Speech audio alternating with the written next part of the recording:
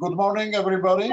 Welcome very much at this strange InnoGrid edition with a number of registered participants. That is a record, and I hope you will stay with us for the next couple of hours.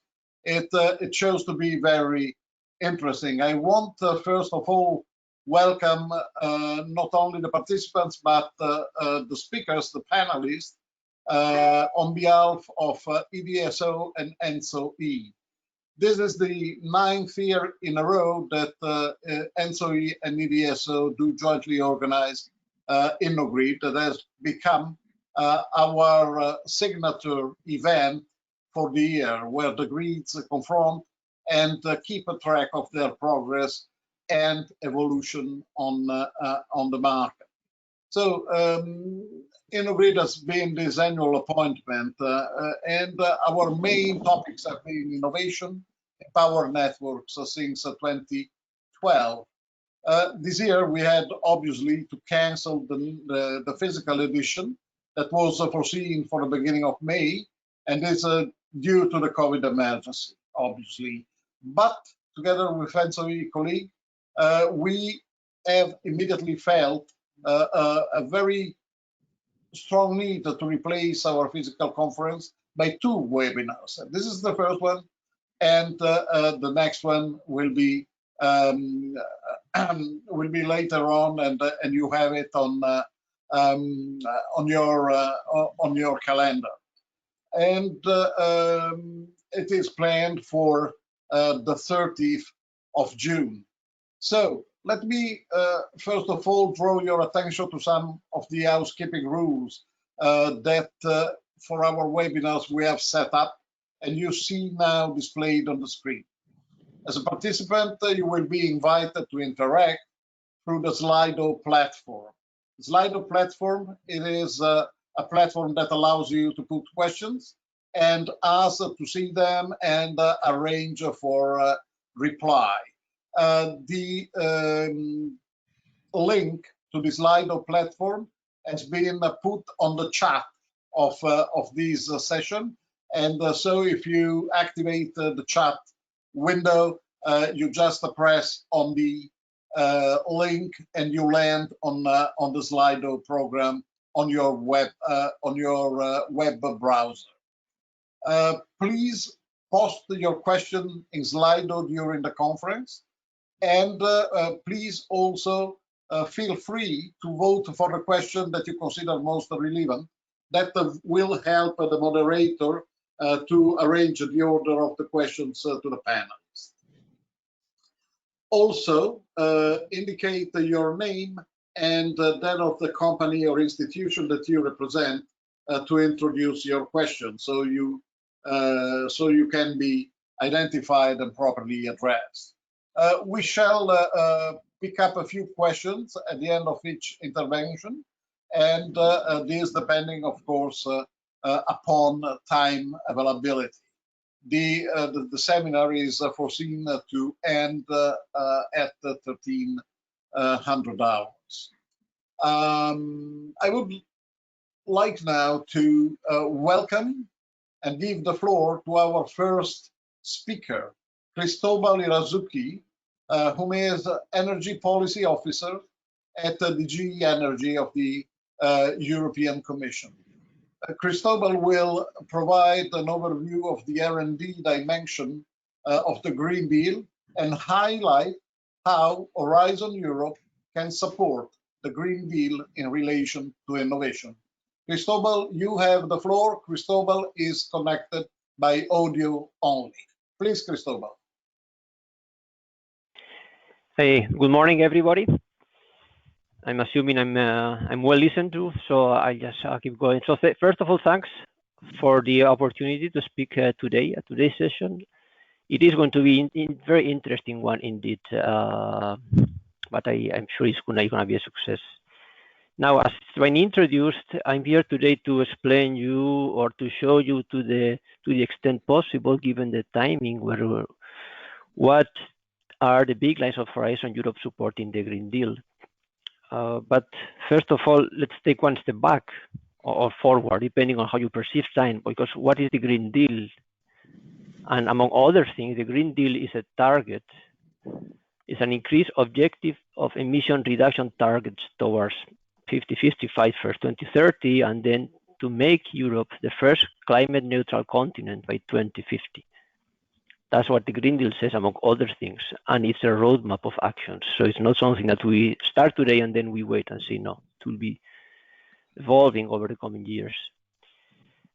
Now, to reach these ambitions, the Commission has estimated that for 2030 we need 260 billion of additional annual investment. This is pretty much like 1.5% of the Union's GDP in 2018. And just to give you a feeling of what we are talking about, the figures of the difficulty of the challenge of the task. During the COVID crisis, at some point, it was estimated that emissions in 2020 will be going down by 5-6% in Europe, depending on when and how. That was a couple of weeks ago. This is this year only. If we need to reach the Green Deal objectives, we need to do this every year. Every year we need to reduce emissions by 6%.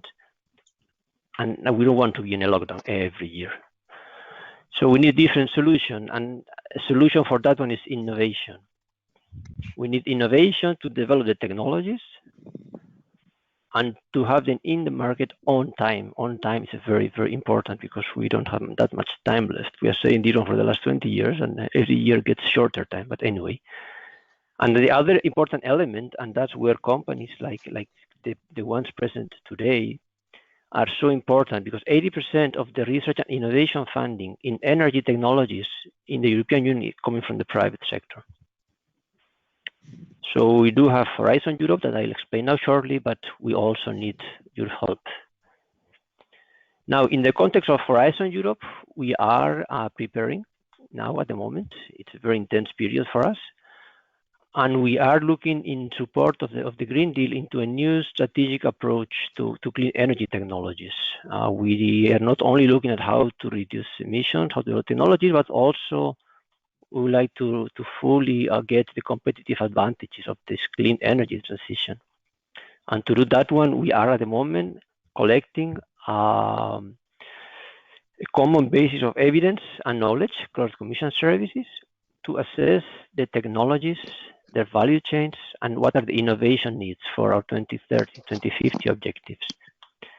And this analysis that we are planning to or hoping to make public around autumn this year will provide directions and indications to the design of the research and innovation actions for various EU programs. Not only Horizon Europe, it's also Innovation Fund, there's Life InvestEU. So this gathering evidence is key for us to be able to see which direction we need to go. And I don't need to remind it in this forum. The grids are of the highest importance for us. Same goes for digitalization. And it is very important that we are able to provide or to gather evidence supporting the case for the needs for grids, for investment in grids, for research and innovation in grids, because they are in all the initiatives and we really need it. So please give us a hand on that one, on collecting this evidence for the grid case. I will tell you a bit later about the Horizon Europe, but before Horizon Europe, we have the Green Deal call that will also support the Green Deal objectives. So this is a call of around 1 billion euro that will be published in September. That at the moment, as we speak, is we are consulting with member states, so we should have a view soon. But what we can tell you already is that this call supporting the Green Deal objectives will have elements of the offshore strategy, of the renovation wave, hydrogen, smart sector integration. So we can expect that there should be something there that is relevant for grids. What is also important in this supporting the Green Deal is what's coming out of the data strategy, and that will have also finding its way into this call in one way or another. So please keep an eye on that one. It should come out in September. Now, coming back to Horizon Europe, as I said, we are in the middle of a very intense exercise of co-creation, of work programming. And we are doing this one together with various commission services because, as you know, this Horizon Europe is moving to a cluster logic where the most relevant elements for energy are in a cluster called Cluster 5, which is climate, energy, and mobility, and where we are working together with colleagues from MOVE, from Klima, from RTD, from Connect on developing these work programs. So we are really getting transversal here. Now, in this process, we are also consulting with many of you, with Bridge, with ETIPSNet, and I would really like to say thanks for all the feedback we are getting. Is very much appreciated on our end. Now, the specific thing I can tell you about Horizon Europe, if you didn't read it yet, and allow me to read it, is what is within the Cluster 5. One of the areas where the grids are more relevant is on the smart grids and storage. And quoting from the text, what we are looking for is more efficient, clean, sustainable, secure, and competitive energy supply through new solutions for smart grids and energy systems. So that's where we are putting our focus. Now, for just to give you the importance of this work on Cluster 5. Cluster 5 is within a set of clusters that was initially budgeted at 50 billion euro. That now, through new funding coming through the recovery plan, or expecting to come through the new recovery plan, this Cluster 5, the Green Deal, digitalization are getting some extra funding, and that will allow us to do further work. And why do I say digitalization? I mean, I mention digitalization quite often, and I will keep doing it because we are really working at the intersection of energy and digitalization, and we need to keep doing so. And for that one, I would like to bring your attention to Cluster 4, which is digital industry and space. In this cluster, we are developing digital technologies in general, AI, big data, power electronics, edge computing, 5G, 6G, or you name it. And while these technologies are not specific for the energy sector, we need to make sure that the specificities of the energy sector find their way into this exercise, not only into this cluster 4, but also in anything linked to digital that's coming forward. And I will therefore invite you to really keep an eye on also this cluster 4, because it will be very interesting also for the development of the grid's possibilities. Now, specifically on grids, where we are, where we want to go. You've seen through Bridge, through your own projects, that back a couple of years ago, you started at component level, individual technology level, then you moved to systems and systems of systems. It was local, then it was pan-European. And we feel we are reaching the limits of what we can do with this model. If already the last pilots are very big, involving a couple of operators, and if we want to go bigger, then we are talking about funding or budgets that are beyond what is reasonable within Horizon Europe, and it's not clear that is the way to go. So what our current thinking is like how we are going to put conditions to enable the research and innovation that will support grids, smart grids, digitalization of grids, so that you can work and help us. Cannot forget that 80% of the funding of the investment of research and innovation is coming from the private, so there is that much we can do. What we have in mind, what we are the big lines, what we are trying to do is thinking on how we can put the various networks together, how we can build ecosystems, things like competence centers for digitalization of energy, ecosystem for the interoperability testing of data services, how we can have this enabled more efficient with current instruments, with current structures. underpinning all that, only how the discussion on data spaces, data exchanges, how do we connect energy data, non-energy data to have all this innovation happening? How do we make sure that this is not a barrier to innovation? What can we do from the innovation side? And in all this digitalization of energy, there is the discussion, there is an ongoing policy discussion. There are plenty of initiatives in NR, there are initiatives in Connect that are relevant. And we'll also have initiatives that are relevant in the innovation side. At least that is our current thinking. Listening to that one, you can feel that, yeah, but this is very close to deployment, and it is somehow close to deployment. And in this direction, I would like to remind you or to point you towards another funding mechanism. It's called the Digital Europe program. That, while not energy specific, is supporting the deployment of digital infrastructure, the upskilling in digital technologies for all the sectors, but where energy is very present together with sectors like mobility or health. So I will really invite you to look into it. Calls are coming out now in September, and there are many links to our activities. The activities in Connect have links. All the digital activities have links to us. This is valid for the partnerships. We are also following partnerships in the digital domain that will have links to the energy. So it is a big network of activities that we need to keep. We need to keep not under control, but at least we need to know what's going on.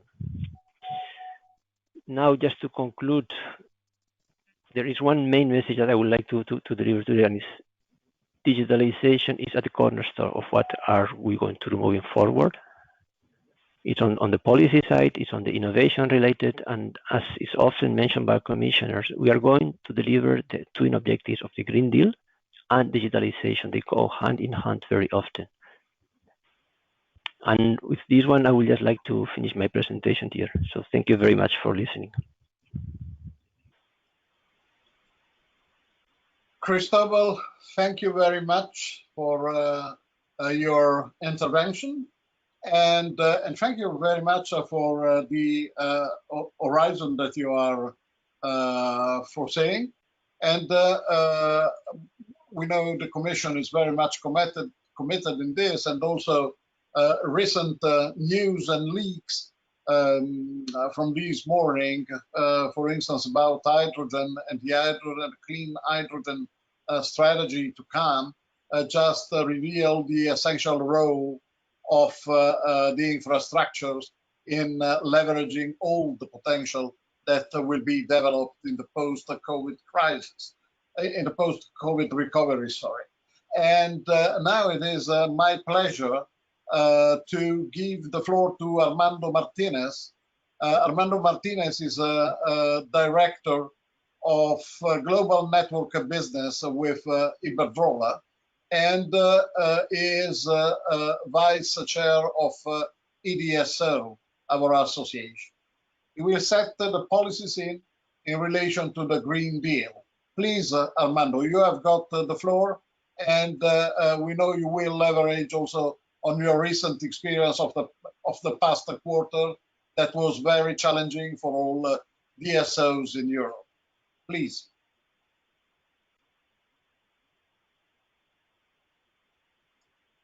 Armando, unfortunately, you are muted. Now, okay, sorry. Roberto Enchain, thank you for the introduction, and welcome to the 2020 online edition of InnoGrid. Even in these uncertain times, this event is always a great success, co-organized by the European Network of Transmission System Operator for Electricity, ENTSO-E, and my dear European Distribution System Operator for Smart Grids, EDSO. InnoGrid has become the not to be missed European event on innovation and in electricity networks. Even though we have to cancel the physical events, this digital version will allow us to share our ideas with more than 500 people already connected, so thank you, all of you. I would like to begin by highlighting the resiliency and strength demonstrated by our energy system and the networks during this health crisis. This is very important because electricity supply has been guaranteed in such a crucial time for all stakeholders. Energy markets have remained active and digital customer service has responded perfectly. First of all, we have all of you to thank for that, because this is the result of your hard work and dedication during such a difficult times, and also the result of a huge amount of investment in digitalization in the networks. Grid companies in Europe have maintained their quality of supply without sacrificing the safety of their employees. But not only that, in the responsibility as driver of the economic growth, they have quickly reacted, supporting contractors and guaranteeing continuity of the supply chains in very difficult times. Today, InnoGrid session theme is Grids for Renewables. The projects that will be presented today will show you that the importance of having a smart digital grid to be able to achieve the integration of the staggering amount of renewables that our continent needs. Let me put an example. Let me focus for a moment in my home country. In Spain, for instance, investment in digitalization of distribution networks the last 5 years has reached more than 5 billion euros. Most of them by the distribution members and transmission, providing not only a smarter grid, but also a solid efficiency and higher reliability. Investment in grids has allowed to have one of the most resilient, intelligent, and flexible networks, setting baseline for the acceleration of the energy transition. Let me put some examples. We have allowed penetration of renewables already more than 40 gigawatts today. I think from all this effort and improvement have become improvement, 50% improving in quality of supply for our customers in the last 10 years. And last but not least, putting customers at the center of the system, managing their own energy. But all of us here know electricity networks play a fundamental role in the energy transition. We have heard now from Cristobal. They are the key element for the effective decarbonization of the economy that everyone expects by 2050. We have to make this message clear, and this is for all of us. Spread the word and make everybody aware that investments in grid development and digitalization are necessary to make the Green Deal of the European Commission possible. Looking forward, the network has a key role to play. The smart digital network will be the cornerstone to the transition of our economic model to one that is economic and environmental sustainable by driving competitiveness, the development of self-sufficient European industry, and very important in this time, the creation of thousands of stable and qualified jobs. Regretfully, as you all know, the aftermath of the health crisis has brought upon us a very serious economic crisis. This is a new challenge. Electricity networks companies have the capability and responsibility of leading the economic recovery of Europe by accelerating the already forecast investment. Not only because our investment capabilities, but also because grid investment have a multiplier effect of other investment. For every euro we invest in the distribution grids, 2 euros of other investment in renewables and electrification are enabled. So their acceleration should have a likewise effect in our related investment. I think we all have to make an effort on that and be very vocal how this could mean. Let me put also an example. In Spain, the distribution companies have prepared a complete comprehensive plan that will accelerate investment to make possible the goals of the European Green Deal, delivering 9 billion euros of investment between 2020 and 2023. This is 30% more than initially planned from the period.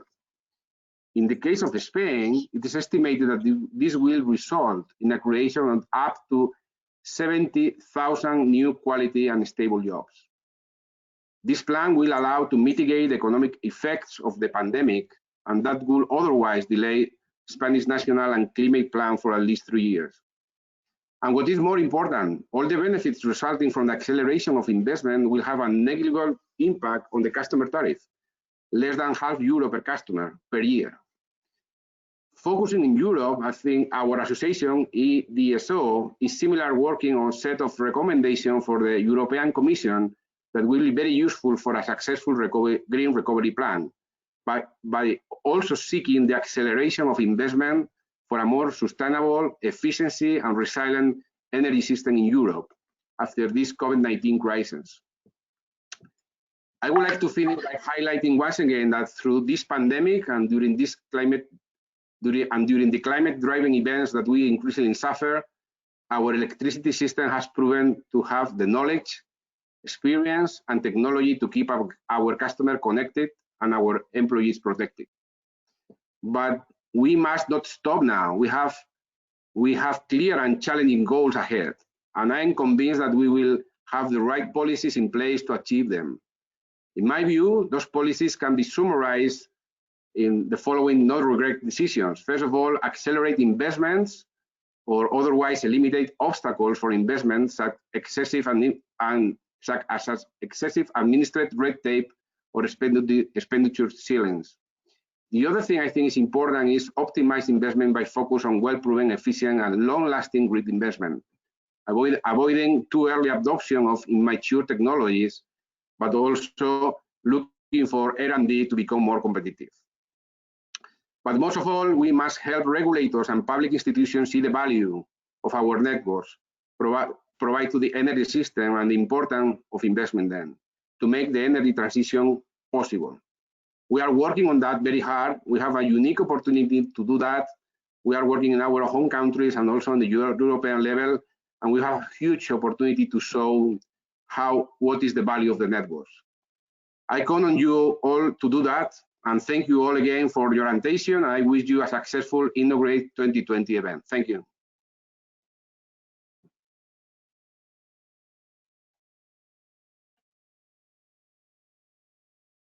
Roberto, I think you are mute. Yes, thank you very much. So I thank you. So we have a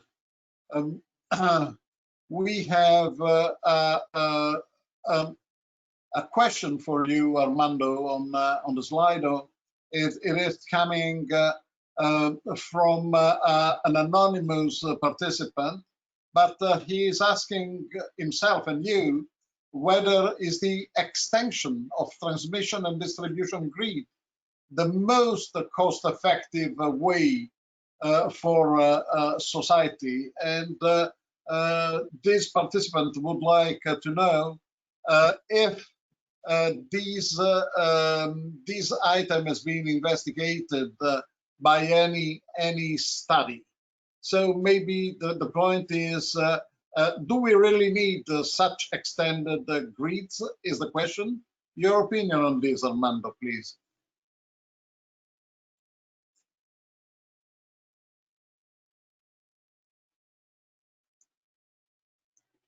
Roberto, sorry, I didn't receive part of the question. Could you say that again? Sorry for that.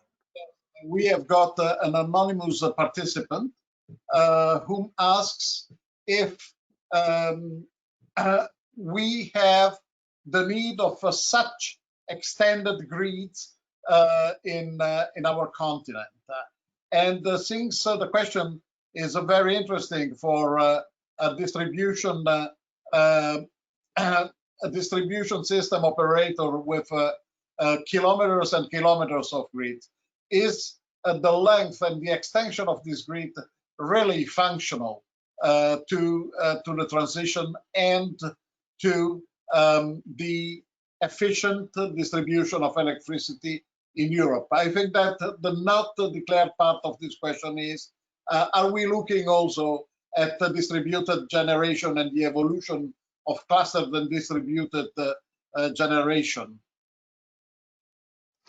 If I understood correctly, I think we have to be like this. There is nothing, everything will be in terms of the future, the decarbonization of that is including the renewables in the network. And there will be, what we are seeing in most of our countries is because all this cost of the capacity of the renewable now is going down.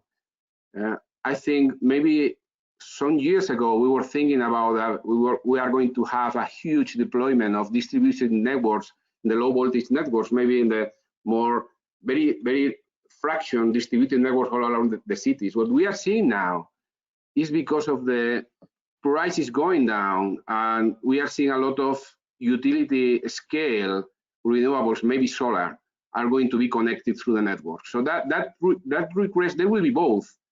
But I think the utility scale solar we are putting on the networks is creating us a challenge.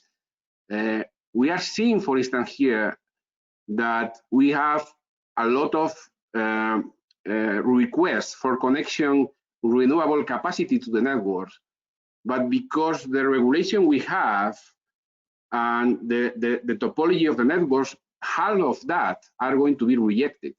So I think if we invest in the networks for flexibility, for increasing how the networks could be adopting all this energy, I think we can accelerate very, very, very fast the way that the renewables are going to be embedded in the network. So I don't know if sometimes is to have a longer grid or invest more on that, but I think we have to transform, to change the way the grid is doing is now for adopting all these technologies.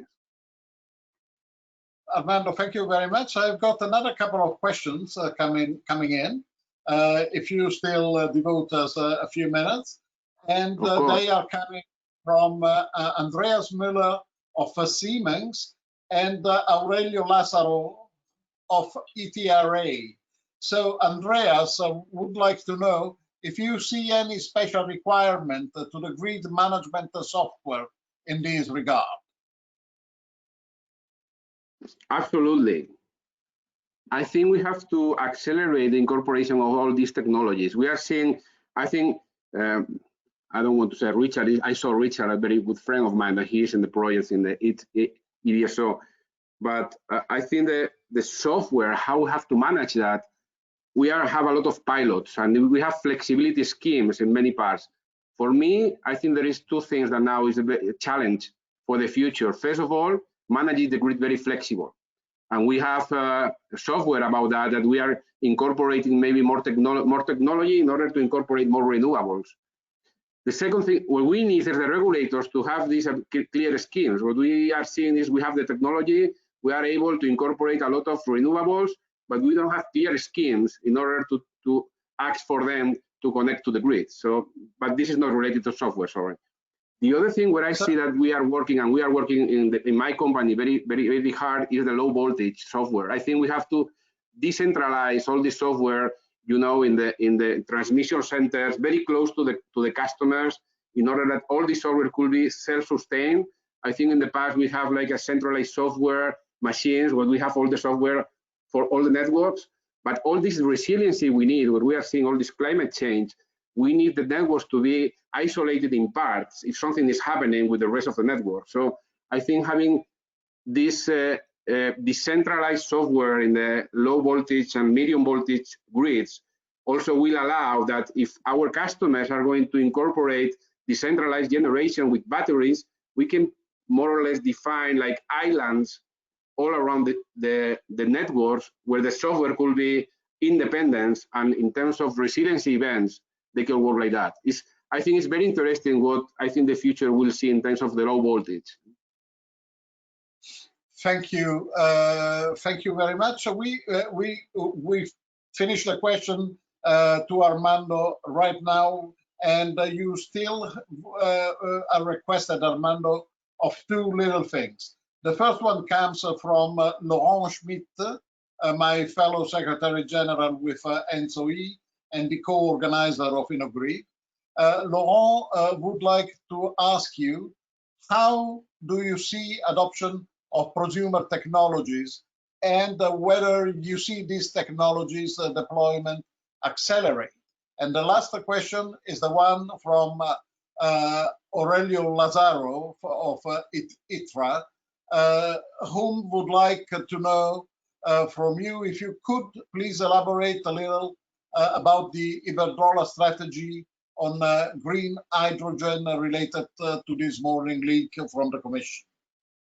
Okay, so I think with Laurent's question is very important, and this is, I think we are working with the transmission companies and us to build platforms in order that we have to be very neutral. You know how the software is going, but we I always say that there is something that is belong to the customer, that is all this information we have, and we are using that. So we are going to have these platforms, and all of us, we can use in all this data that we can provide this. We are doing something like that, for instance, in some parts with the cities, where they want to have like without, you have to respect all these data protection systems, but we can provide as a network company a very good information for how the system is going, and provide real-time information, but not only for the customer, but maybe for cities and for, I don't know, in order that they make decisions. This is something we are working. I think it will be very important that we make sure to all of them, first of all, is the data is protected, that this data will not be used for anything else. This is the data of the customers of each of them, but we have to be able to build platforms that could be very easy, like standards that they can use for managing all this software. From the green hydrogen, I have to tell you, maybe I'm going to say something in advance. We are going to build maybe the bigger green hydrogen facilities in Spain. I think we have now a plan with a big solar facility to 200 megawatts, and we are going to build green hydrogen generators to provide to a company who is close to this plant. We are working on that. So we truly think that the green energy have a space in the future, because the electrification for me has a limit that could be 80%. We have to take the electrification as much as we can, but could be impossible. So I think the green hydrogen, we have to invest of that. I think that there could be a very feasible technology, and we can help a lot in order to see how to make that. I think it's a very early stages, but in our company, we are going again to develop I think now is maybe the biggest project that we can have in green hydrogen production here. I wish I can have more information about that maybe in a year and a half or something. Armando, the interest for the view of the industries ignited another couple of flash questions that I would like to put you, and then really close the question time for you for the benefit of all participants, who I do really thank for your active participation on these. So Mark McGranagan, the responsible of EPRI in Europe, wonders if Iberdrola worked with the regulator on innovative roles for the DSOs in offering new energy services. And then Mr. Jasjit Singh from Enzane would like to know, how do you see the adoption of artificial intelligence and machine learning algorithms to provide greater flexibilities? These questions have got a good rate of thumbs up from the rest of the public, like the other ones you have been answering. And please, Armando, flash responses, and thank you very much again for your availability. Roberto, thank you. I will try to be as fast as possible. The first question, I think is the key what I try to say. For me, we are in a sector of we have developed a lot of technology, engineers, things about that. What we have to do now is very important, is to show the regulators the value of that. And sometimes what we have to do, because we are all engineers and we are very proud of, we like this work, we have to translate all this value. It's not only investment, it's not only digitalization, it's not only that. What is the final value for the customer? I think will be impossible to have a regulation that is supporting us if we are not able to convince that this is good for people outside. And this is really a task that we as a sector, we have to do. We have to translate what does it mean, digitalization, because if you ask somebody else outside, you say, okay, we are going to invest 9 billion euros, and we are digitally inside the networks. The question is, and what is what are coming to me? So we have to try to all these pilots, all this technology, everything we do, translate in the value for the customers. The customer now, we are always saying about prosumer, but the difference now is the customer have a voice. The customer maybe in the future could have a voice with the regulator to say, I want this, I don't want that. We are seeing that in the UK. We have companies that now the regulator in UK is putting the stakeholders, customer, and they are checking our business plans. So I think it's important for us, if we want to take this opportunity, unique opportunity in Europe, we have to translate the value of all our services to the customer language. This is the only way that we can get regulation that could favor and scale up all the things we are doing. This is like what I said, innovation in regulation, but we have to think differently. The other thing about artificial intelligence, I think, of course, all the technology will be valued. I think this is changing the world, and this should change our world. We are not different. The thing is, we have to think very big about where we want to be standard in the next 10 years and apply all these technologies. If we don't do that, we will miss the train. Thank you very much, Armando. I'm sorry if we cannot answer all the questions. I have one for you, Armando, final, and it is, do you think it is reasonable for the DSO to operate such advanced platforms? Kind of a tricky question, but I know that you have got definite ideas about that.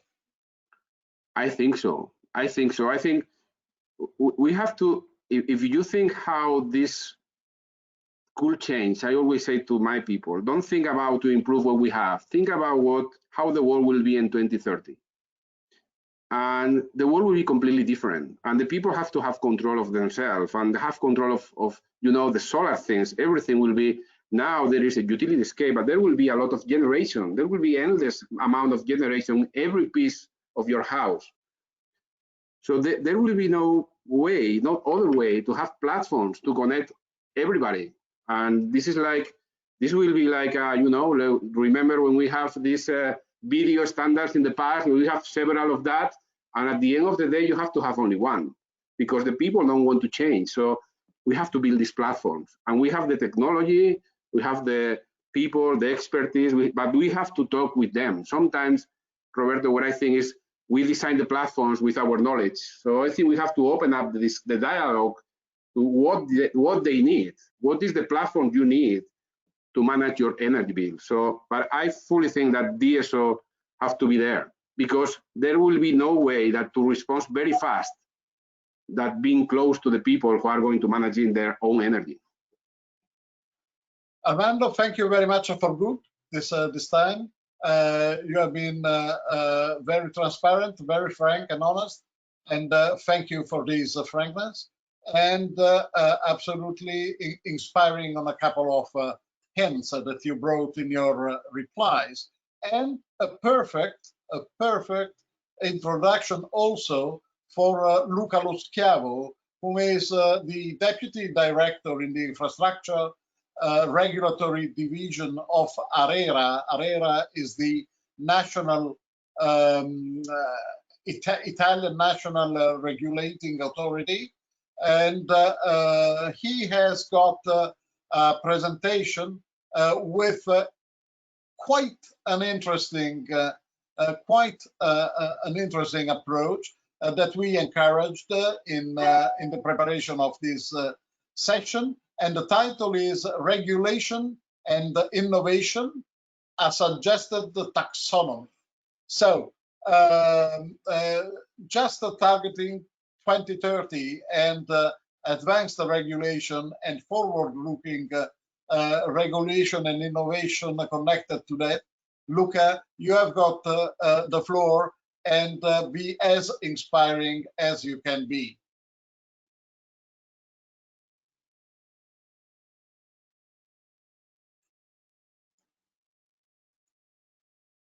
Luca? we can't hear you.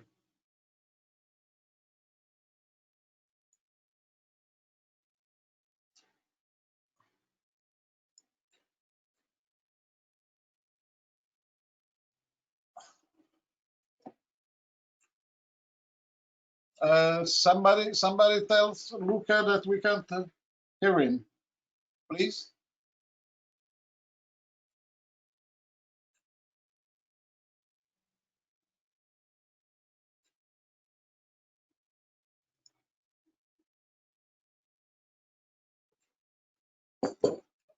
Luca, you're muted.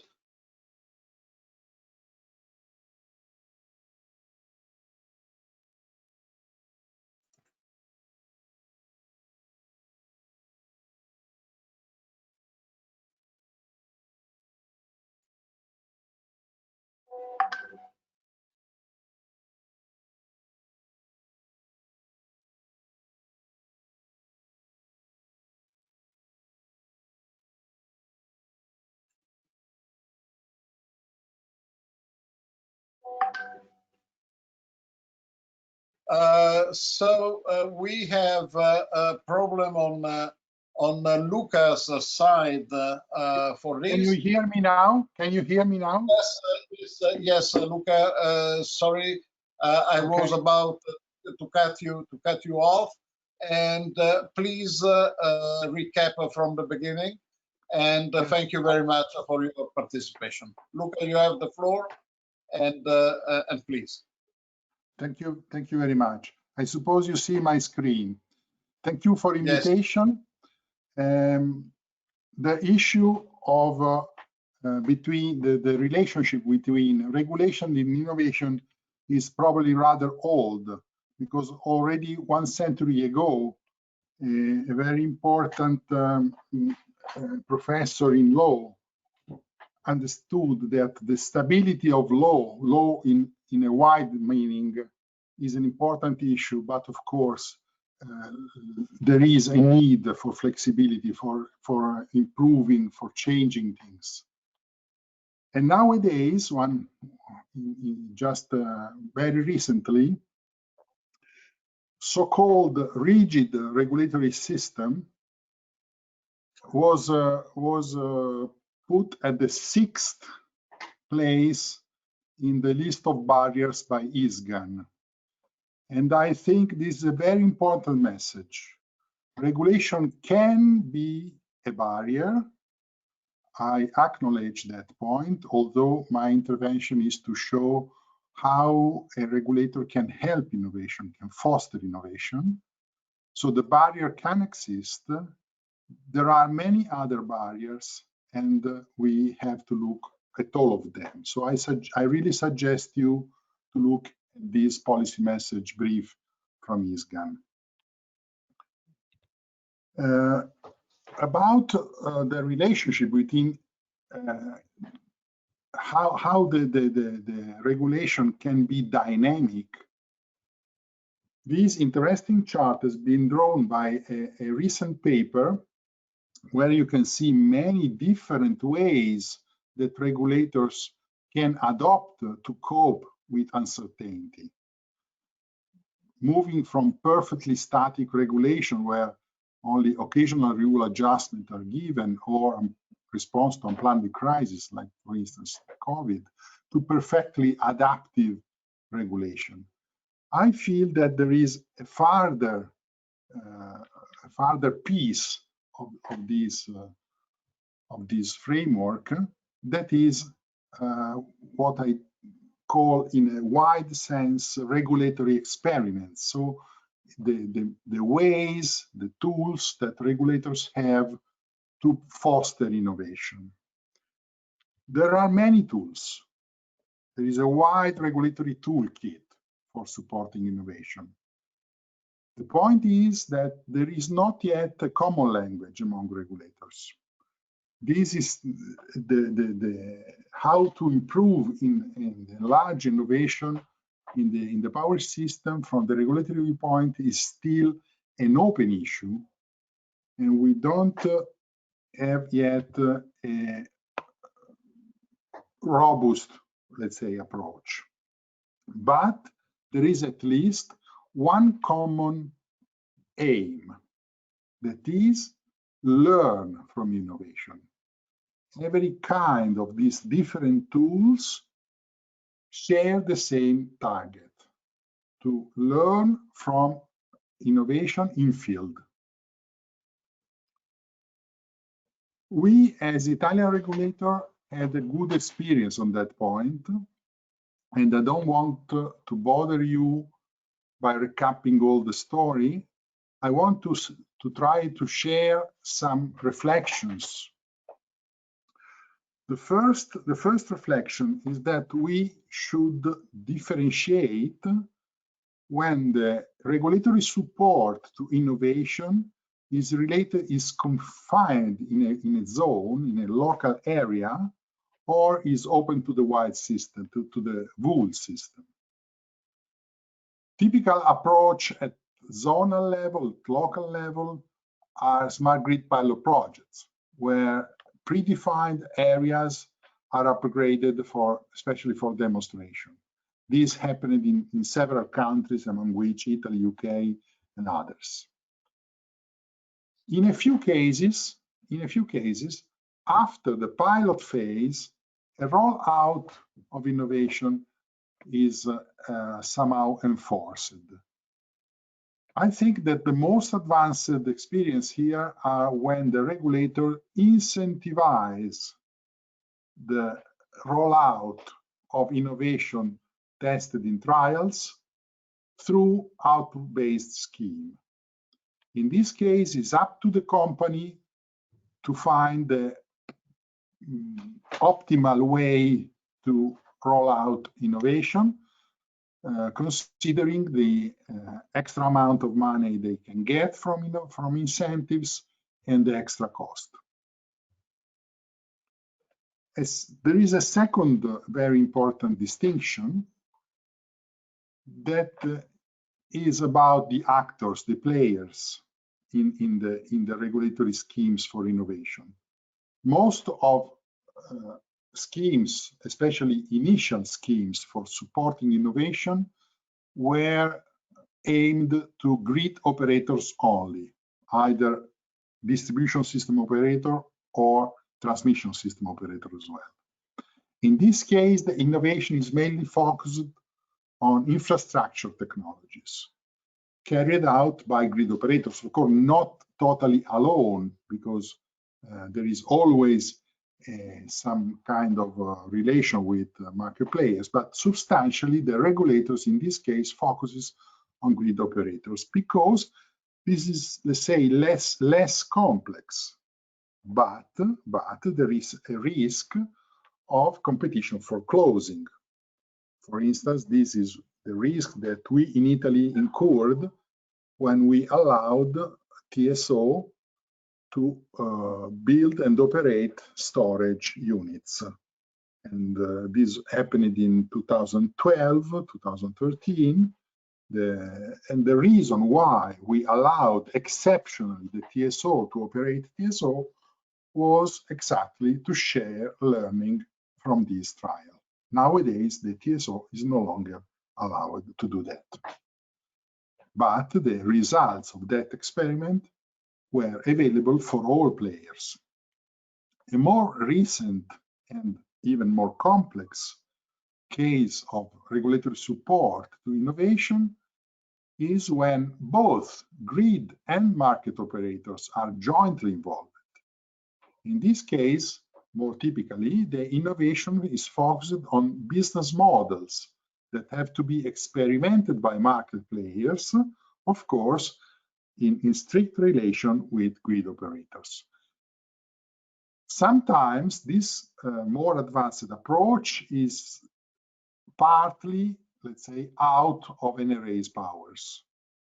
And a recent and also, let's say, fashionable word is sandbox.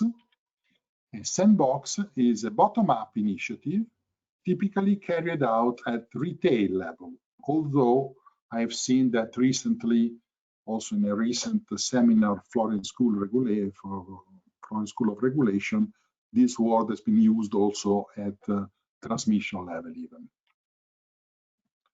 If we join the two axes that I've shown, we have 4 cells. So the pilot projects are a typical way to support innovation for grid operators at local area. Regulatory incentives for rollout are a tool for system-wide innovation for DSO and TSO, especially DSOs. Regulatory sandbox are a limited experiment, small experiments in general. So in some areas where market operators are also involved, and but they, there is a risk, at least in Italy, as a regulator, we have a concern about regulatory sandbox. That is the risk of discrimination among players or even among customers. Think, for instance, of a sandbox in a bottom-up way that obtains some waiver on tariffs. This would be a sort of risk of discrimination among customers. So in Italy, we are spending effort in a new approach that we call pilot regulation. And I try to explain what the pilot regulation is. The pilot regulation is a set of decisions where some current rules are in a transient way, for a transitory period, derogated. And for a transitory period, the current regulation still exists together with a new part of regulation that is not yet stable. And the regulator takes the final decision after this period. We launched in Italy such a scheme. This is the most important example that I can do, but there are other ones, for widening participation to ancillary service market in Italy. And you can see here a list of decisions that have been taken in 2017, 2018, 2020, very recently, for evolving such a pilot regulation.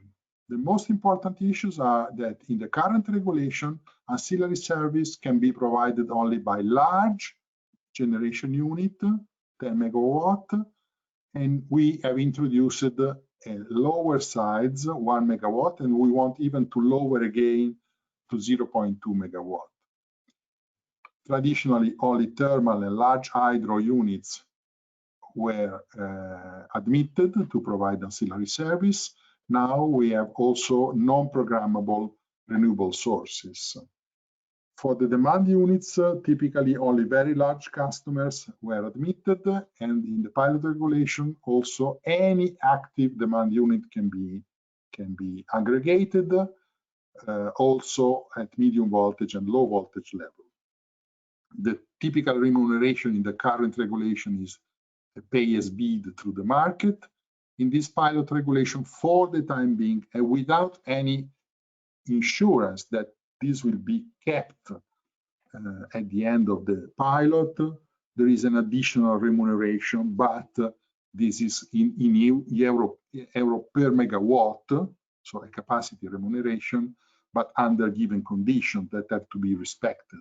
And the TSO is the controller, the enforcer of that.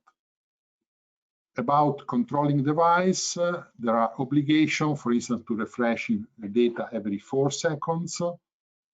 Same obligations are stated in the pilot regulation, but at aggregated level. What is an aggregated level? It's what we call virtual dispatchable unit, this red aggregation of both generation and demand, that is in the hand of a balancing service provider who receives the orders from the TSO and gives and choose which resource can be more adaptable to such an order, a dispatching order. For the time being, we look at the global services, so the services that the TSO administers, but there could be also a second phase where the DSO, looking at local services, so local congestions, if any, can also ask to BSP to provide service.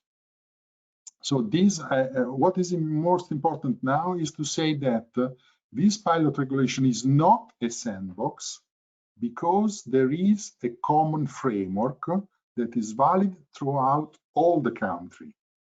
Of course, BSP can, if they want, to enter in this pilot regulation, to apply for an aggregation of resources and to try also from their side with their business model, with their own customers or resources engaged.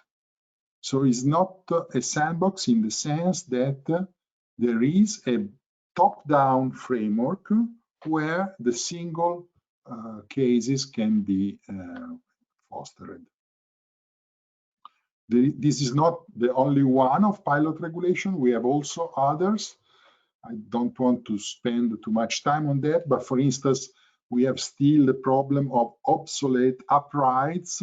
I'm not fully sure that this is the correct wording in English. In Italian, we say colonne montanti, and this is the DSO network within a house when the meters are at within each house, within each apartment, the different flats. And therefore, there are different meters in, for instance, in the garage for the vehicle, or of course, for a photovoltaics unit, for instance. When the meters are in the basement, the uprights are in the hands of the customers. So we want substantially to move from such an obsolete situation to the most efficient one, where the meters are in the basement.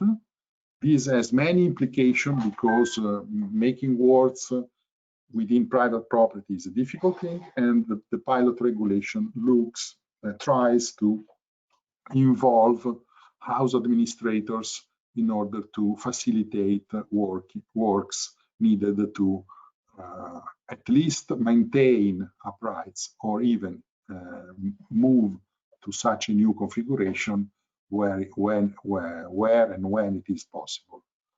And the second pilot regulation is going on. It's about collective self-consumption within apartment blocks. This, of course, is within the new directive 944 and also the renewable directive. In Italy, the transposition of the new directives is still ongoing, but there is an experiment to do that even before the directive is transposed, in order to get, again, learning from concrete cases. I am concluding. Here in my slides, there are also some links to our documentation, of course, in Italian, but I also want to spend only a few seconds, remind that ISGAN is working a lot on the issue of regulation and innovation. There are activities ongoing. I especially signal you that a webinar is foreseen for September on this topic, and the case book that has been already published in 2019 could be updated by the end of this year. And that's all. Thank you very much. Luca, thank you very much for your contribution from holiday spot. And continue for your holiday. You are very lucky to be in such a situation. And thank you very much for what you told us. It was a little bit long, so my apologies to the rest of the panelists. But it was extremely interesting, and the topic of where should the innovation go also as far as regulators are concerned is very much important. I will recap, look at just a couple of questions for you, which I'll put it in a sequence. So if you feel like take a note, and I really ask you a flashing reply for every question. The first one is coming, the most recent one is coming from Jasit Singh, and it is any rules, regulation or standards to introduce smart inverters to bring flexibility and improve hosting capacity of distributed renewables. Specific technical is a yes or no answer. And then what is the legal basis for the regulator for regulatory pilots? And these are two challenging questions. Then I'll have another couple, but please, okay, very short time. Yes, very shortly. About smart inverters, we have a strong cooperation with our standardization body. So technical rules are developed with industry consensus at our standardization body with the supervision of the regulators. But I want to say that we introduced an incentive not for for hosting capacity, not for smart inverters, although our connection rules require that connection of generation units have such capability, advanced capability. We introduce incentives for smart voltage regulation at medium level. That is fully in the hands of the DSO. Again, the difference between what is for DSOs, for grid operator, and what is for market players. And the second point about the legal basis. I consider that the Italian regulator is lucky for the very wide and very smart law. The constitutional law for the regulatory authority give full powers to the Italian regulator to define such kind of pilots. There are still some points that are in the hands of the government. For instance, the collective self-consumption required a specific law, but the law calls for the authority to enact the process. So it depends on the matter, but in general, our regulatory law is very, very strong and gives full power to the regulator for that. Indeed, yes, we didn't have any appeal on that. Indeed, we didn't have any appeal. You uncorked the Aladdin's bottle here, and there is a lot of wishes flowing in the chat, and one is quite intriguing. It's coming from Rodolfo Martinez, sharing the surname but not the first name with our panelists before. It's not a safer option, a sandbox, if you compare it to a pilot. And this is generally recapping the role of pilots versus sandbox that is coming into at least another 4 questions here. And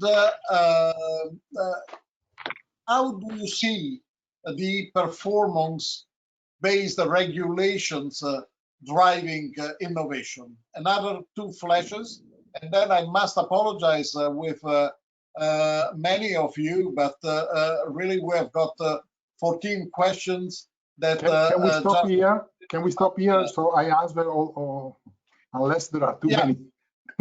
Yeah. So the first was about oh mamma mia. The first one was better a pilot yes, or yes. box. Well, it could be a long discussion, so I don't want to enter in details. But I observe the better experience in Sandbox that is in UK, and I don't feel such. Also, listening to Ofgem, that such a case, let's say, is so effective for the whole system. In a future-proof approach, if you have too many dispersed sandboxes, it will be extremely difficult for the regulator to take lessons. So it can be, let's say, 100 flowers approach, but then you need to build, to scale up. And this upscaling of innovation is the real problem. Again, the ISCAN policy message on that point is very important. Upscaling is the challenge. And if the process is too much bottom-up oriented, the upscaling could be extremely difficult. This is my personal view, and I don't want to say this is the unique view that is possible. Only personal view. Okay, very last round. Otherwise, we slip too much beyond time. Yes, excuse me, about the question of incentives for innovation. There is a paper at CRED 2015 on how we, after the season of pilot projects for smart grids, decided to move towards output-based or performance-based incentives in order to roll out such trials. And in Italy, the whole region of Puglia has been totally smartened according to the trials of that we experimented in the very first years of this decade.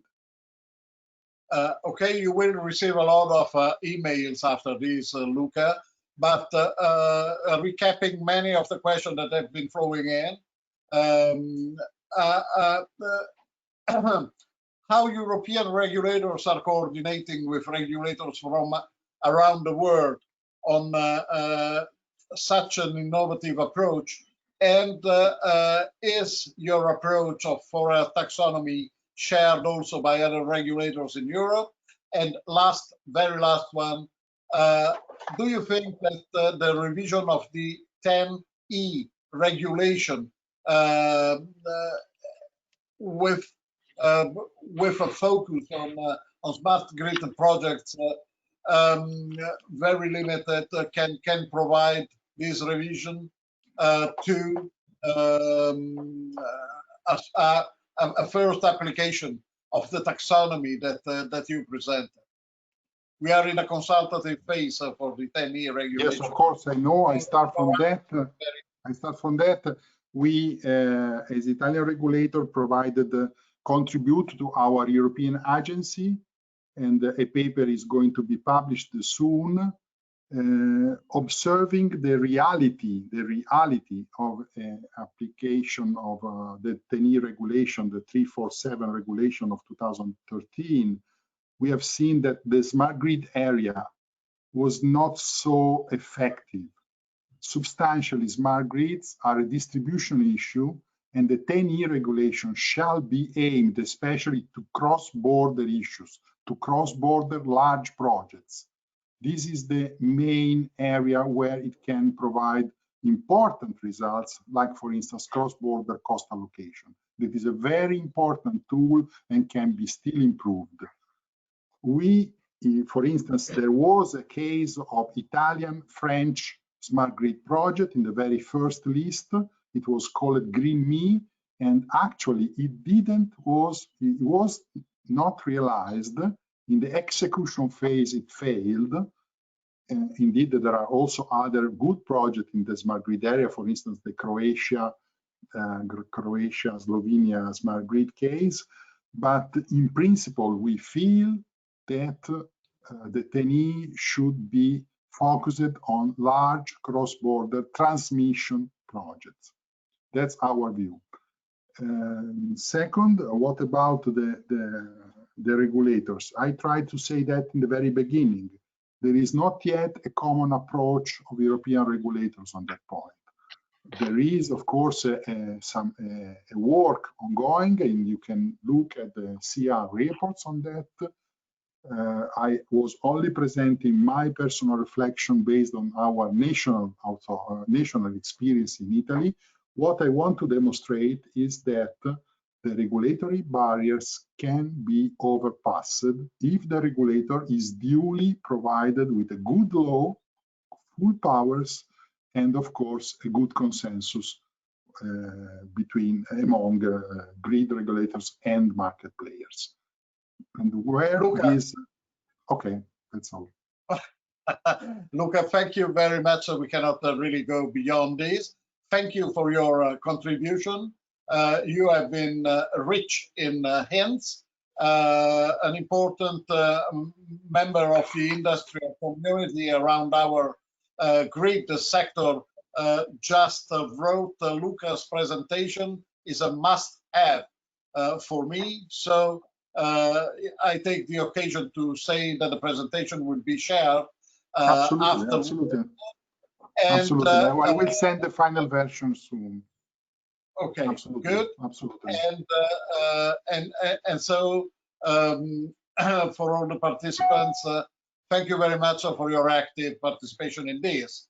I would like now to give the floor to Uroš Salomir, Director of the Strategic Innovation Department at ILS, and also Vice Chair of ENTSO-E Research and Development Committee. Uroš will introduce ENTSO-E perspective into the webinar. Please, Uroš, the floor is yours. My apologies. We are a few minutes beyond the schedule, but the floor is yours. You go. Thank you very much, Roberto. Do you hear me well? Okay, thank you. So yes, we have discussed today a lot of important topics. So kind regards to everyone from my side as well, and from the whole ENTSO-E community, and to perfect organization of this event, which is today focused to distribution issues, but there will be another event, as already announced, which will deal with transmission related issues. Well, it's all mixed now. We cannot really separate these two fields anymore, and this will also be a focus of my presentation. So we know that innovation targets are constantly moving, that we have to take care that they don't get blurred, that they don't lose the focus, and in particular, what we have to be always aware is that we need to motivate people, that we need to inspire the people, and that business community needs examples of breakthrough innovation, not only this, I would say, mainstream innovation, which takes place on a gradual innovation. So I will try to show today also an example where we see that these breakthroughs could happen in the following years. I will particularly focus only to TSO DSO issues, and of course we are today more and more focused into the users, into customers, into aggregators, into all the players coming into our fields. But this is done both from DSOs and from TSOs. We shouldn't forget that today most of the ancillary services which are offered to the end customers are actually acquired by the TSOs, but we see a lot of possibilities in the future from the DSO side. So here on this first chart, I would like to show you how the ENTSO-E community looks into the milestones from the past into the future. And of course, there have been extreme amount of documents and studies made how the TSOs and DSOs should collaborate. But maybe the most visible things which we see, I would like to show here on this slide. So if we look into the year 2018 and these years around, we had some great achievements through the TDX Assist, Interface, and Coordinate projects. And at that point, we actually started to deploy these standardized TSO, DSOs data platforms. So this is today an important achievement which we can show to the outside world, and this is an important foundation for the further work. I'm also very proud that just recently there has been an announcement that this big OneNet project consolidating the TSO and DSO community has been positively assessed by the community, and the main focus here will be actually on implementation of DSO flexibility services and deployment of common TSO-DSO service platforms. So here we are really looking into this extension of the services for the end users from the today frequency services into the new services, which is so important not only for the system operation, not only for resilience, not only for this traditional grid challenges and renewable integration. It's also important for the end consumers to really get the opportunities to play on the markets and to have these markets transparent. And now what comes next, and what is really coming in 2021, 2022? We believe that the European Green Deal and the Horizon Europe will really go into supporting the energy system integration, and this will really be a big leap for all of us. It will not be only a leap forward, it will also be a leap in our minds, because we will have to start thinking in a different way. So electricity grids, of course, are the main backbone for all our activities in the green field. But what is very important is that we should not forget other energy sectors. That other energy sectors will extremely importantly complement our activities on electricity, and also the users will have this great need to not only provide services towards electricity, but these flexibilities will go from other energy sectors into electricity and back. And here I'm showing the second slide, which is also the last one, but I will try to stick a little bit more on that, because I would like to show you how ENTSO-E is concretely envisioning how this cross-sector integration will happen in the following years. So you have this progression from left to right, also in terms of timing, and you can see the three areas, the three topics that ENTSO-E is seeing as the most important in terms of energy sector integration. On the bottom, we feel that integrated system governance is really important here. So we will have to think about new roles, new responsibilities, regulatory framework, which will come afterwards, and at the end we will reach standards, interoperability, and data exchange. So all this will be part of the stream which we see under the governance topic.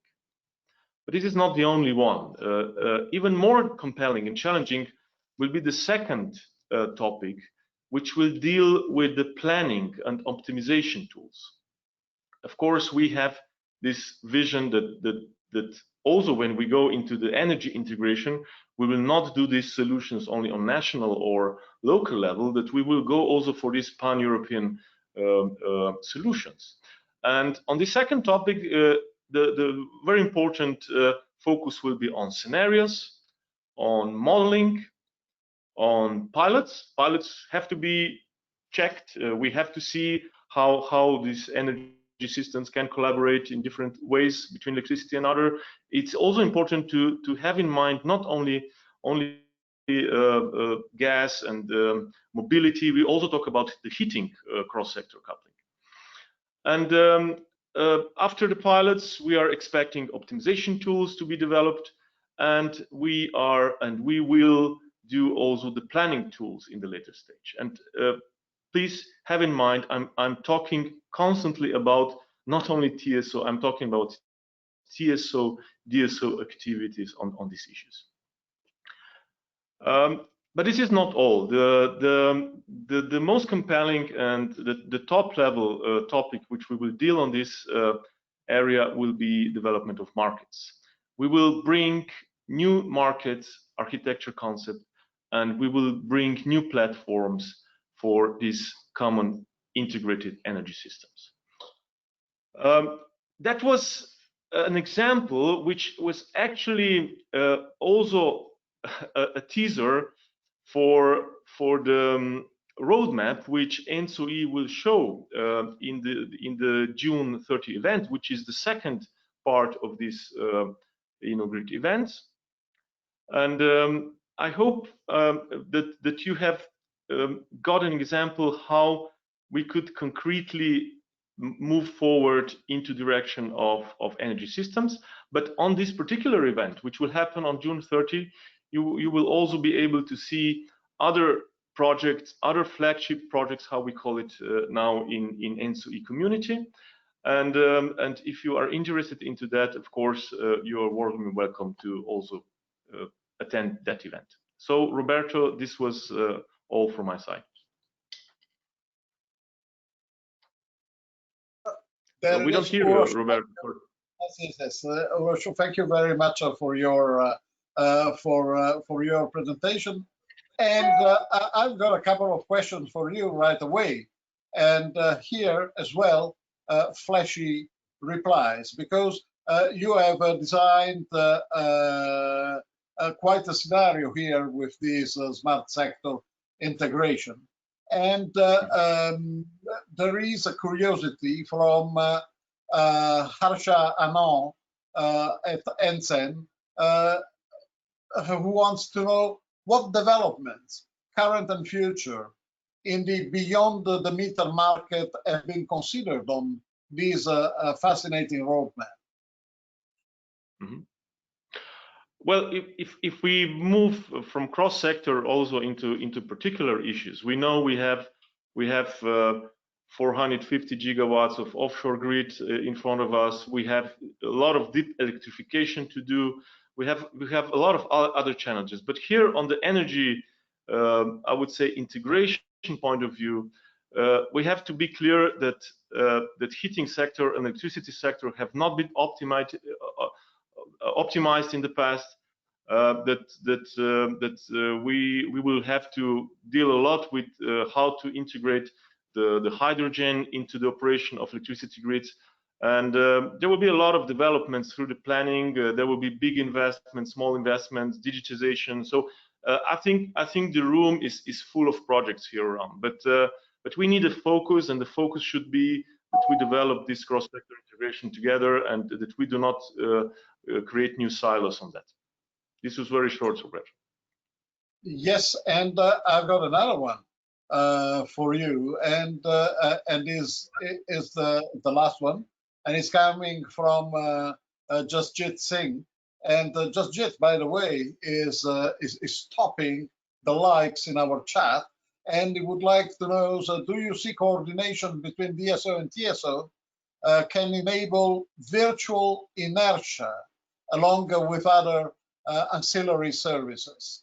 And then another couple of questions coming on. So one is how the cooperation ignites virtual inertia, and one does relate directly to ENTSO-E.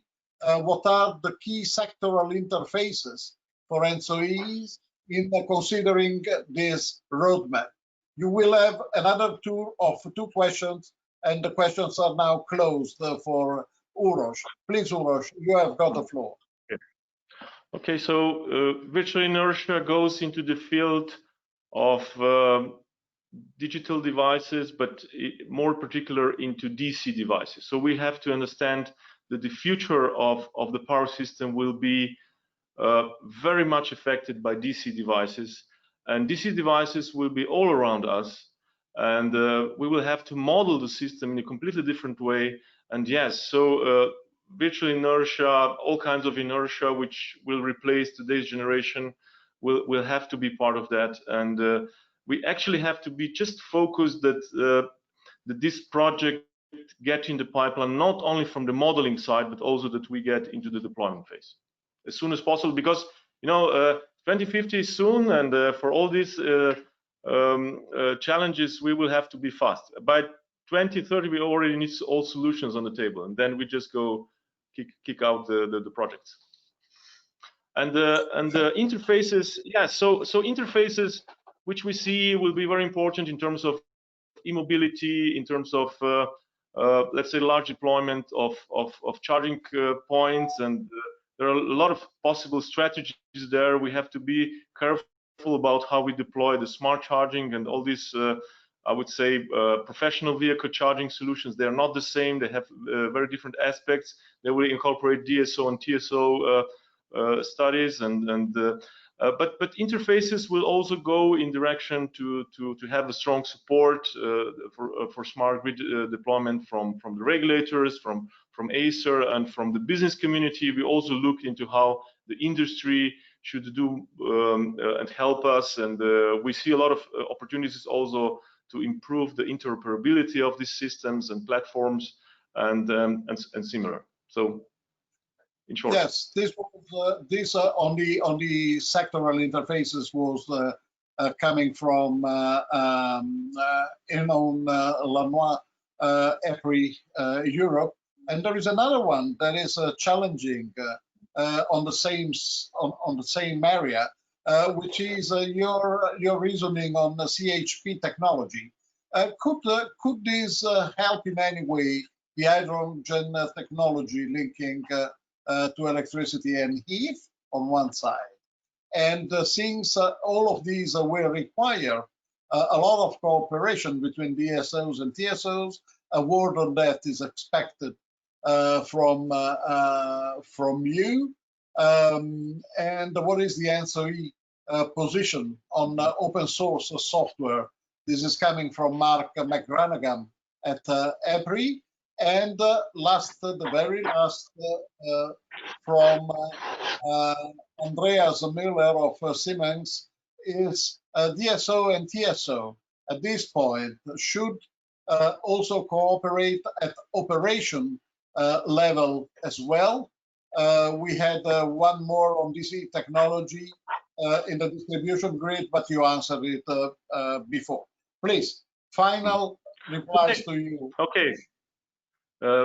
Half a minute for all three. So combined heat and power, of course, yes, this is important element of cross-sector integration, but we shouldn't forget about local challenges, because we cannot just assume that electricity will be able to carry all the needs for energy in the future, and we will have to think about local sources, local storage.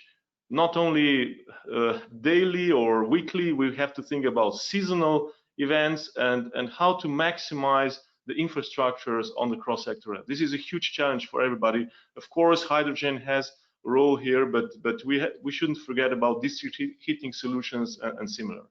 About open systems, of course, all these technologies which are coming into place are very closely related to the vendor relations for different solutions, and we as TSOs, but we also have contacts on this with DSOs. We are really looking for maximization of the use of open systems and platforms, and that we could also improve the interoperability through the same means. About the operational cooperation between TSOs and DSOs, I have to say that the platforms which I showed at the beginning are actually targeting exactly this field. You have seen that not only the data but also the service platforms are working together. But one of the flagships for TSOs is also this so-called the control center of the future challenge, which we know will be more automated, which will bring more artificial intelligence, so that yes, operation will also be completely different in the future. But this is more, I would say, introverted challenge of TSOs and DSOs. I would rather today stick and try to inspire more with these extroverted challenges. So what we can do better for the end customers. Thank you very much, very much, Uros. And now it is my pleasure to hand over to Maximilian Urban and Norela Constantinescu for our next panel session. And I wish to thank all the speakers of the first part. And I'm happy also that you will have a glimpse on several interesting projects. So please, Max and Norela, the floor is yours. Thank you very much, Roberto. I see that also Maximilian joined with the camera as well. So it's a little bit late, so we have a challenge now to keep it still in a reasonable time. So we will try to stick to 1 hour, so to give also justice to the panelists presenting the project. So I would like to start directly by saying that each project will last for 10 minutes. We will use 4 minutes for questions and answers. If we do not manage to answer all the questions, we will ask the panelists after their intervention to answer your questions to the possible extent. And I hope, Maximilian, that you agree with this frame. We go now maybe directly to the first project, which is promotion. So it's a project looking into integration of offshore wind into the system. So we talked about these large-scale developments in renewables. And Cornelis, it's principal consultant with the DNVGL, and it's the coordinator of the promotion project. So Cornelis, the floor is yours. Thank you, Norela. Yeah, thank you also for the opportunity to present promotion here today. It's probably the last time that we will be at InnoGrid because we are almost finished. Could you click to the first slide, please, of my presentation? Thank you. So promotion is a European Union funded project which stands for Progress on Meshed Offshore HVDC Transmission Networks. We are a research consortium with 34 different partners from 11 different countries. We have a budget of 42 million euros, and we had a project duration of 4 years, and that's now almost come to an end. And our topic is meshed HVDC offshore transmission networks. Now, why do we want to do this? Several studies have indicated that when we want to go to the 200 gigawatts of offshore wind, which have been projected for the North Sea, as well as establishing the 15% interconnection target between the different EU member states, an interconnected meshed HVDC offshore transmission network is the most cost-effective option for that.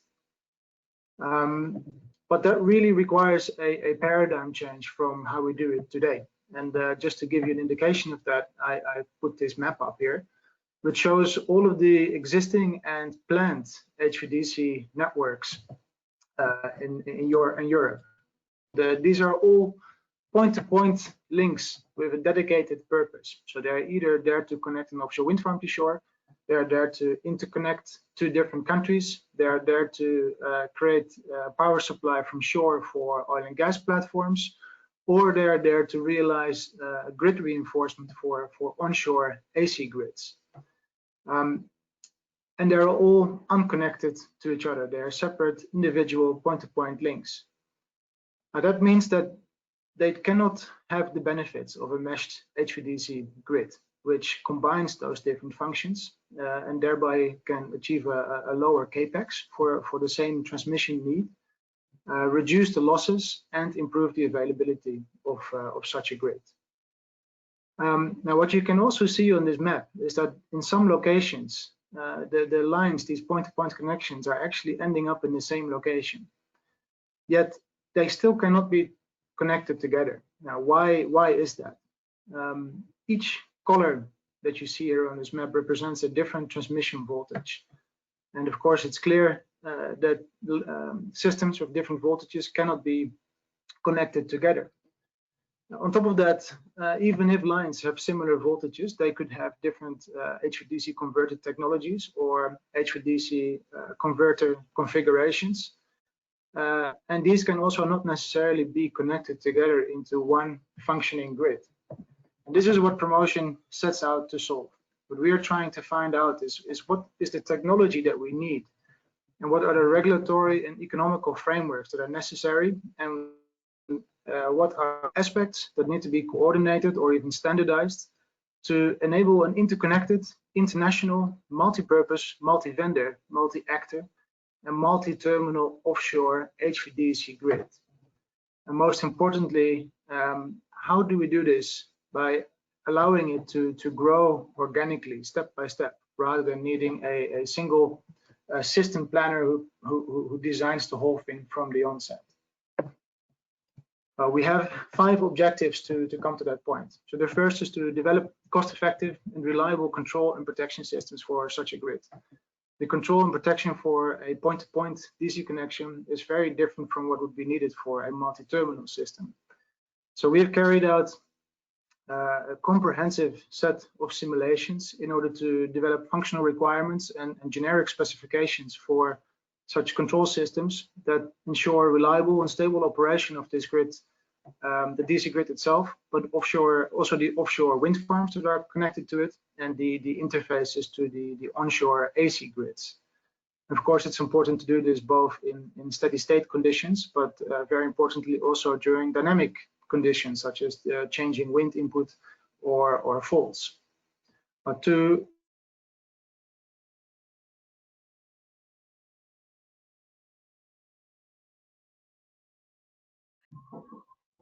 Cornelis, I think we lost you as a sound.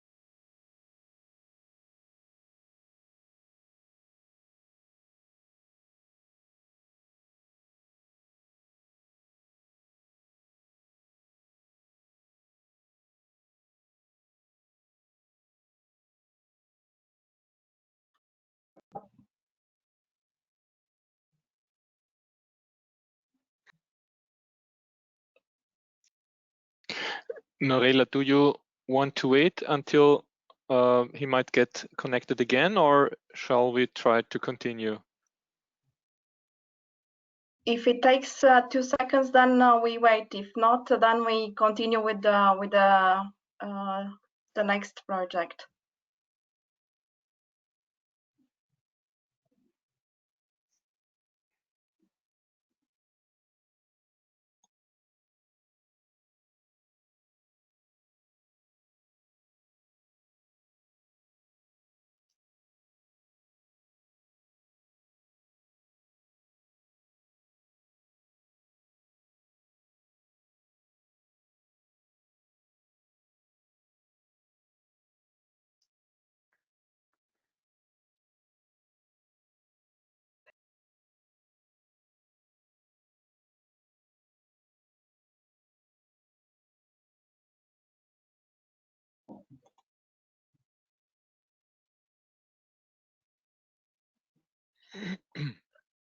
He's back. You are muted, Cornelius. You lose me. At which point did I cut out, Norella? You were talking about AC/DC interrelationship. So. Okay. And could you please go to the next slide?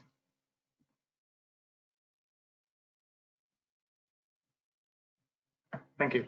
Yeah, so these are the 5 objectives for promotion, where in the first part we have developed cost-effective and reliable control and protection. Now I'll just go to the next point because I think that's where you probably lost me. And that is the need for interoperability between different technologies and different vendors. What we have tried to do here is to basically list all the main actions that need to be taken by the stakeholders in offshore grid development to find out to what extent these need to be coordinated or even standardized in order to enable this compatibility for future grid extension. Now, of course, in the North Sea, there are about 6 different national borders with on each side of the border different regulations and rules as to who owns and operates offshore grid infrastructure, especially when it comes to also different purposes of infrastructure. So what we've done is we've carried out a gap analysis on these different regulatory frameworks to find out what are the differences and where are these differences barriers to offshore grid development, with the intent of proposing solutions for individual differences between regulatory frameworks, so that a level playing field can be created for all the actors in the North Sea. Now we've combined all of the technical and non-technical actions in a deployment plan. So the deployment plan is basically a scenario-based analysis of the different types of HVDC grids that can occur in the North Sea. So what we've done here is we've looked at the different offshore wind generation scenarios, and based on that and based on the technology that is available, developed topologies, possible topologies that could evolve under different scenarios. We've then looked at the actual technical implementation. So how many cables, what type of converters, what voltage level, in order to be able to actually come to a cost estimate of such a grid, and to be able to run a benefit analysis. So what are the losses that we avoid when we go for a meshed HVDC grid compared to, for example, point-to-point connections. In parallel, there is a regulatory path. So here we have looked at an economic analysis. How can we assess the costs? How can we assess the benefits? How can we allocate those across borders? What kind of financing structures can we apply to this? What legal and regulatory frameworks need to be applied to ensure that it is actually allowed to do so? And importantly, also what market structures, what bidding zone structures or market models can be implemented in order to create a marketplace for transmission and offshore wind in the North Sea. What came out of this is that actually this grid that evolves is actually mostly radial, as you can see in the picture in front of you right now. There aren't that actual real meshed connections from the true topological sense of the word. Those mesh connections can occur if the scenario, for example, includes a lot of onshore solar generation, or if the cable size, the maximum cable power capacity exceeds the maximum loss of infeed of the different countries. This was quite a interesting conclusion.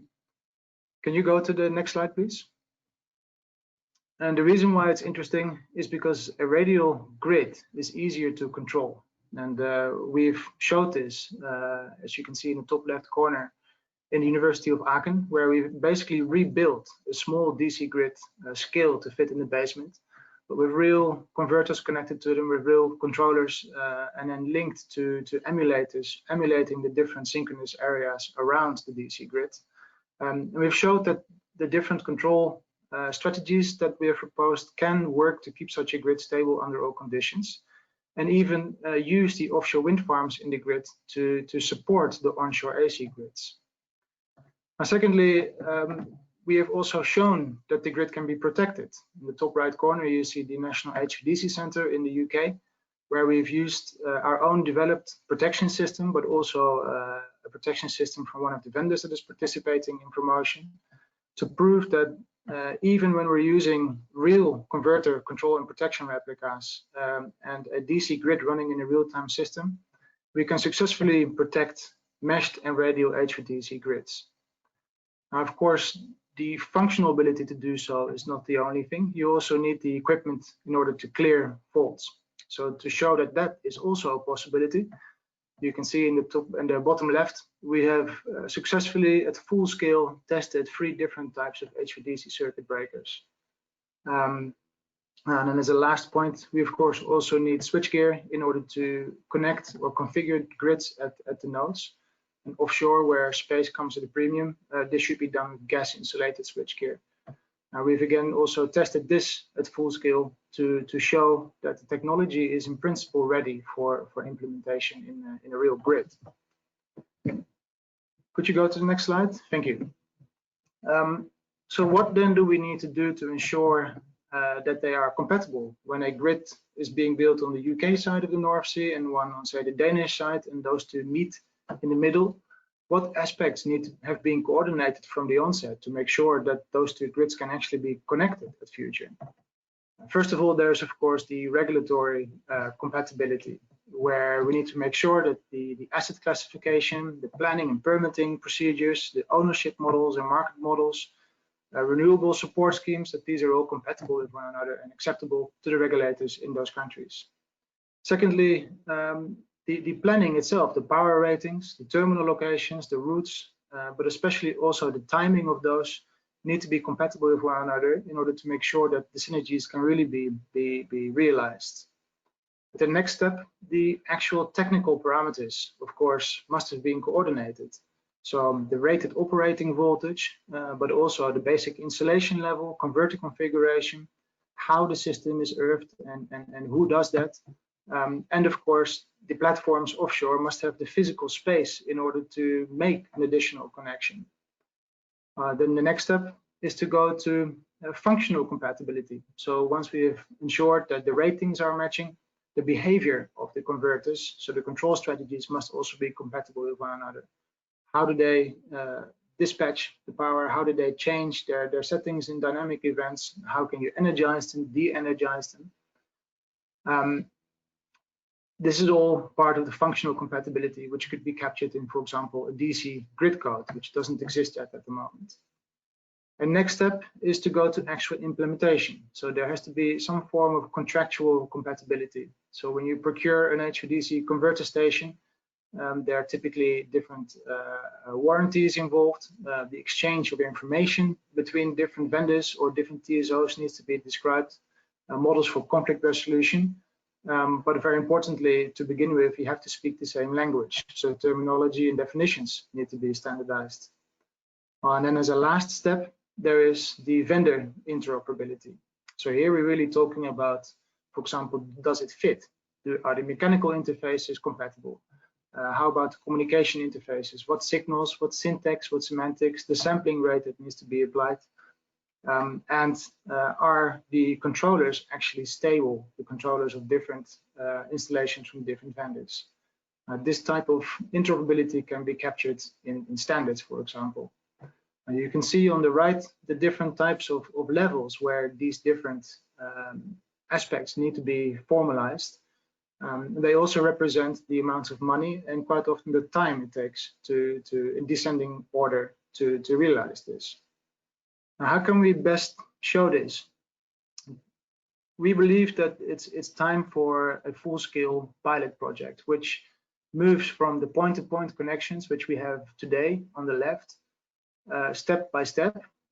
Please click a few times on the forward the sheets to multi-terminal arrangements with new technology like full bridge converters, multi-terminal arrangements where multiple vendors are included, or even go across borders, all the way to multinational, multi-vendor, multi-purpose offshore hubs. Excuse me. There are already several locations in Europe where the transmission need would actually justify building such a full-scale pilot. And it's important to do this full-scale so that you really have to solve all the regulatory issues and procurement issues, and not just the technical aspects, because these are just as important, if not more important, to realizing compatibility and interoperability between different HVDC projects. To conclude, what we believe in promotion and what we have showed to a great extent is that the technology for multi-terminal HVDC grid development really is ready. It's at a very high stage of development. But in order to really allow this organic growth, the evolution of a grid, really further standardization is needed, especially on the technical aspects and maybe also on procurement and contractual aspects. But more importantly, far-reaching collaboration and coordination is necessary internationally in order to ensure regulatory and legal compatibility, in order to ensure that the planning of different projects is made visible in one place and can be coordinated. And of course, that topological compatibility can be realized. And to finalize, we believe that a full-scale pilot project is the best way to show that this is possible and to show that the benefits can really be realized. Now, to close, I would like to invite you to our final conference. Maybe you can skip to the next slide, which is on September 21st. There will also be an online conference like this one. So we'd like to see you there. Thank you for your attention. Thank you, Cornelis. We have already some questions on Slido. The first one, which is ranked the first, but I don't know if it's up to you to see how you answer to this one. Do you see any use of DC technology in the distribution grid? And afterwards, the questions are more related to how you see the developments of platforms combining offshore and also maybe the option to just connect offshore wind to the land from cost point of view. So we take these two questions first. Yeah. So the first question was about the use of DC in distribution networks. This is, of course, a bit of a hot topic lately. Several CGRAE working groups have started on this, and several commercial products have been offered for that application. We have not studied it explicitly within promotion, so I find it hard to give a very clear answer to it. But to a large extent, similar benefits as you would have in transmission would apply to distribution, in the sense that you could reduce losses, you could distribute over longer distances, and you may be able to increase the power rating of existing infrastructure or of an existing corridor. For that reason, I think many companies are looking into it.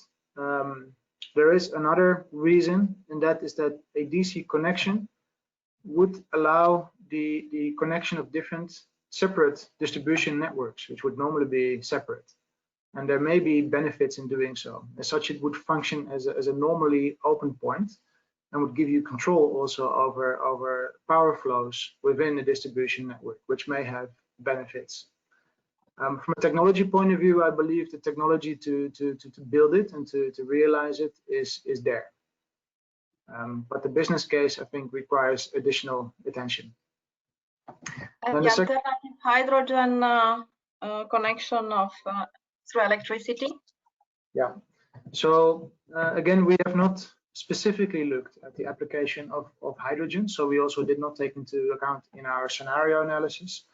One thing that did come up very clearly from our scenario analysis is that if we include the option for flexibility onshore, it dramatically changes the type of HVDC grid design that results. Hydrogen can play a big role in that flexibility, of course, in terms of storage. So from that perspective, there will be a very large role for hydrogen to play. if hydrogen offshore is a good idea to really replace fully HVDC links, I'm not entirely convinced. I can only speak on my personal opinion on that. But I think there will always be a need for transporting energy by means of HVDC, which is a lot more efficient than doing it by hydrogen. One thing to note is that if you want to build 200 gigawatts of offshore wind in the North Sea, and you're assuming that that is the amount of renewable energy that you're going to get from it, then the North Sea is not big enough if you're going to basically convert all of this to hydrogen and then back to electricity. The loss in efficiency means you have to plant more wind turbines to meet the same energy demand, and there's simply not enough space for that. The third question was about? No, I think you answered to those questions. I made now the last round, one regarding the losses in VSC in meshed HVDC, and how do you see the offshore hubs? And I think with this one we close. Okay, they are linked in a way. Losses in VSC converters have been steadily decreasing over the last years with new topologies and better ways of controlling converters to well below 1% per converter. And I guess as technology progresses, further reductions are to be expected. There is, of course, the problem that it is hard to measure exactly what the losses are, especially when it comes to the valve losses. But still 1% or close to 1% is a significant amount of energy if you integrate that over the lifetime of a transmission link. And this is exactly the reason for making DC connections rather than connections on the AC side between two HVDC links. Because if you do it on the AC side, the power that flows through one link and has to go to the other link has to pass two converters and therefore has up to 2% losses. When you go to HVDC offshore hubs, there are two reasons why you would want to build a hub. On the one hand, it's of course to collect the offshore wind energy, but on the other hand, it's also a place to realize interconnection to different countries. If you were to implement this hub as an AC hub, then those interconnection flows on the hub would have to pass through two sets of converters, and they incur these double losses in that location. And that's why we believe that if there's a large proportion of interconnection capacity compared to the offshore wind collection capacity on the offshore hub, it makes sense to implement this hub in the DC side. Yeah, what do I think about the hubs themselves? There has, of course, been a lot of discussion on offshore hubs, and in promotion we have used the idea of offshore hubs. To us, we don't really mind whether it's on an island or on a platform. We've only looked at the topological impact of HVDC grids. What we have taken into account is that there are cost advantages by going to an island when you have a certain power rating of the wind farms that it's connecting. So above 4 gigawatts, we've assumed that it makes sense to go to an island rather than platforms, and that this delivers relatively significant capex, but also opex cost advantages. So we have taken it into account in our analysis. Thank you, Cornelis. There are more questions coming from EPRI, Mark McGragan and Eamon, as well as Mahubet Hortami. They are mainly related to the future developments. If, for instance, you have parks connected, and from EPRI, mainly related to the impact on AC links and future developments outside the North Sea grids. Okay, maybe you can ask if you have a short answer to these ones, and then we pass very short briefly in 1 minute, please. So regarding other maritime territories, in principle, all the technical work we've done is applicable to any area outside Europe where significant offshore wind resources or other offshore resources are available. So you could think about Baltic Sea, Mediterranean, but also in America or even in Asia, the Yellow Sea between China and Korea could be suitable places for this. Of course, the regulatory work will be completely different in those different countries, depending on the specific regulations there. How high are the savings of a meshed grid compared to single linked parks? This really depends on the scenario that you're looking at. So it's hard to give one number here. In some cases, single linked parks are still the most cost beneficial option to go for. It depends on how they are distributed, when they are built, and what the size of the parks is. And then, do you think there are opportunities for HVDC hubs embedded in AC systems to manage power flows better? We have really not studied this, but I can imagine that there is definitely an opportunity for that, as you can already see with the realization of embedded HVDC links in existing AC systems to reinforce the onshore AC grid, but also manage the power flows in the AC grid. And an HVDC offshore grid could play a large role in realizing that function. So I hope I've answered the questions with that. Thank you very much, Cornelis. So we go to the next and pass the floor to Maximilian. Thank you, Norela, and thank you, Cornelis. I'd like to ask and invite Pierre-Jacques Lequelec and Sven Tischer for the next presentation. Pierre-Jacques Lequelec is a senior consultant at the project director in the large DSO in France, and Sven Tischer is the innovation manager in the innovation department of E.ON, and hopefully they will tell us a little bit more about iElectrics, a project which is Horizon 2020 funded. The floor is yours. Thank you, Maximilian. So, next. Good afternoon, everybody. So I will present this iElectrics project, and Sven will present demonstration in Hungary. Can you? Yes, thank you. So, first of all, this project has been funded by the European Union under the framework of the Horizon 2020 Research and Innovation Program. The main target, we can say, of this project is to develop innovative solutions in order to integrate distributed renewable energy sources and also prepare the advent of what we call local energy communities. One thing to say is that this is the first Horizon 2020 Smart Grid project funded by the European Union, involving real and actual, we can say, demonstration in India. So this project has started in last May, not last May, in May 2019. The duration is 3.5 months, years, and the total budget is 10.7 million euros. Next slide, please.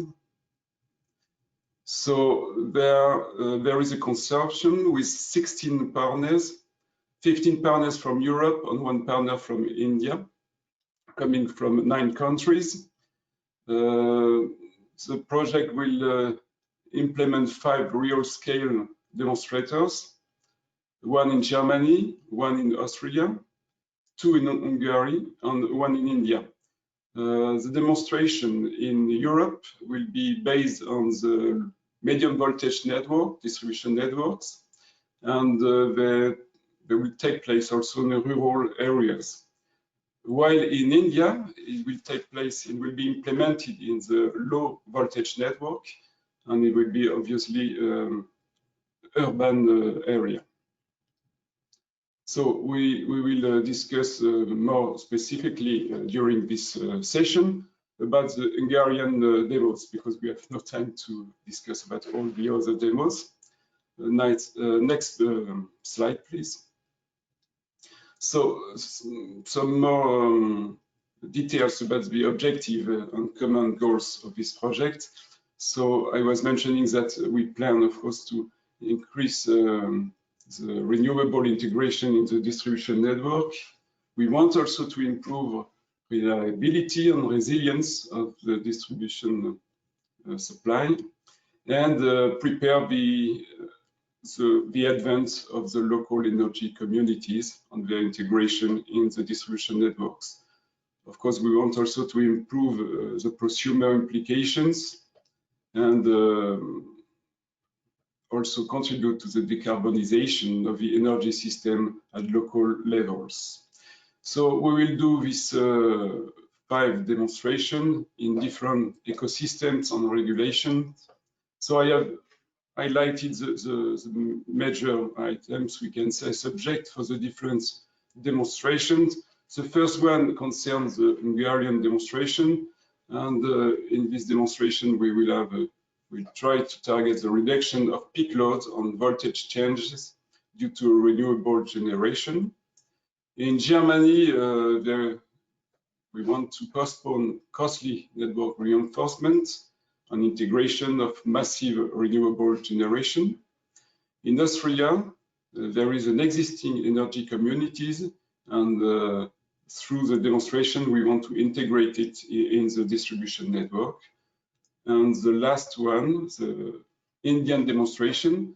In this demonstration, we will implement a microgrid, urban microgrid, and we try to anticipate the large amount of PV panels connected to the low voltage distribution network in the coming years. So for that, we have developed and we will implement different solutions based on storage units, energy management system, digitalization of substation. We will implement also some demand side management schemes, and we will have also smart meters deployment, especially in India for this demonstration. And we will implement a microgrid with islanded solution in Delhi. Where we are now, we have completed, we can say, the development, the design and the specification phase. We have also started the manufacturing of the different equipment, and the next step will be the installation of the different equipment at sites. So thank you for your attention. I will leave the floor to Sven, who will introduce you, the Hungarian demonstration. Yeah. Okay, then could you also directly move to the next slide, and a warm welcome also from my side to everyone. As Péter said, for the purpose of today, we choose to focus on one specific demonstration to give a bit more tangible feeling what we're dealing with here right now. As you've seen before, so there are actually 2 demo sites in Hungary that we're working for, which try to solve the 3 key problems that you see on top that they have. So they have been introduced by the Hungarian regulator. A new voltage role, which reduces the variance that they are allowed to have in the grid to under 2% and in the low voltage grid to under 3%. There's a massive increase in renewable sources, and then result in insufficient network capacity. And this is not only 2 demos, but I think most parts of Europe now, local renewable generation exceeds local consumption, and then this leads to issues with peak load and voltage change.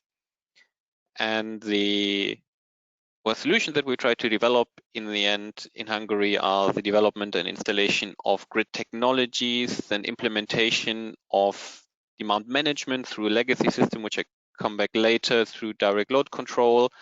We will use a mobile energy storage system, and then we'll respect the new Hungarian regulation scheme. If you go to the next one, please.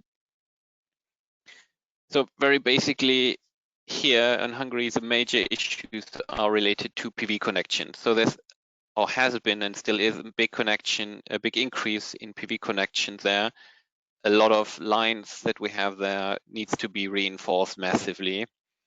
And using the solutions of battery energy storage system and demand response, we try to ensure and enable more renewable capacity to come into the grid.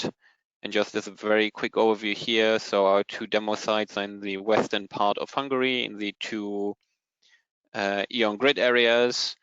And if you just go to the next one, then I can explain you a bit closer what we're doing there. So these are exactly the two test cases that you've seen before.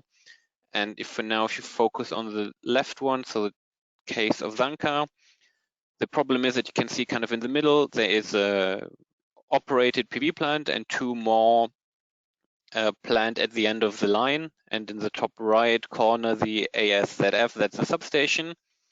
And at the moment, how it would be, whenever there would be new connection of PV, the line limit is reached. So the DSO would need to make a grid upgrade, so be it transformer, cables, or even both, which takes quite some time, something between 3 to 7 years, very depending on the circumstances. And there's also quite a kind of a risk for DSO, because as you've seen here, we're talking about 20 kilometers of line. And there's a lot of new PV generation or renewable generation in general that could join the line in the future years. So to what extent do you upgrade the grid that you have? And the solution we're promoting here is on the one side to use, can you go back again? Yeah, is to use the local generation, so demand response from, actual people and businesses living there. And on the other hand, have a battery system to also optimize the local grid issues, which would mean for PV generators that they can connect to the grid within months and not like years and years. And also for the DSO to see then how many new connection requests are coming, to have an optimized and more optimized grid upgrade than in the future. And then we can move the battery system to a different hotspot, after a year or two. If you now can go to the next one. So basically, what you can see, there's a lot of the problem that you can see that we have, and this is just an example one on the right side, is obviously if you just look at the line load, this is the blue one, you have your usual midday peak and your evening peak. And with the local PV connection, you see that the lunchtime peak is gone, but this doesn't help you in the evening peak. And what we're trying to solve with demand response and the battery system is to smoothen this a bit out. This is for the Zanka case, but basically the smoothen out effect over the day would be something that we're looking for basically in all use cases that we have. And as you see, the two solutions that we have are two battery systems of two different sizes, obviously depending on the circumstances. And the demand response, which is in Hungary direct load control, which builds on a legacy system that they have anyways there, which is ripple control and long wave radio.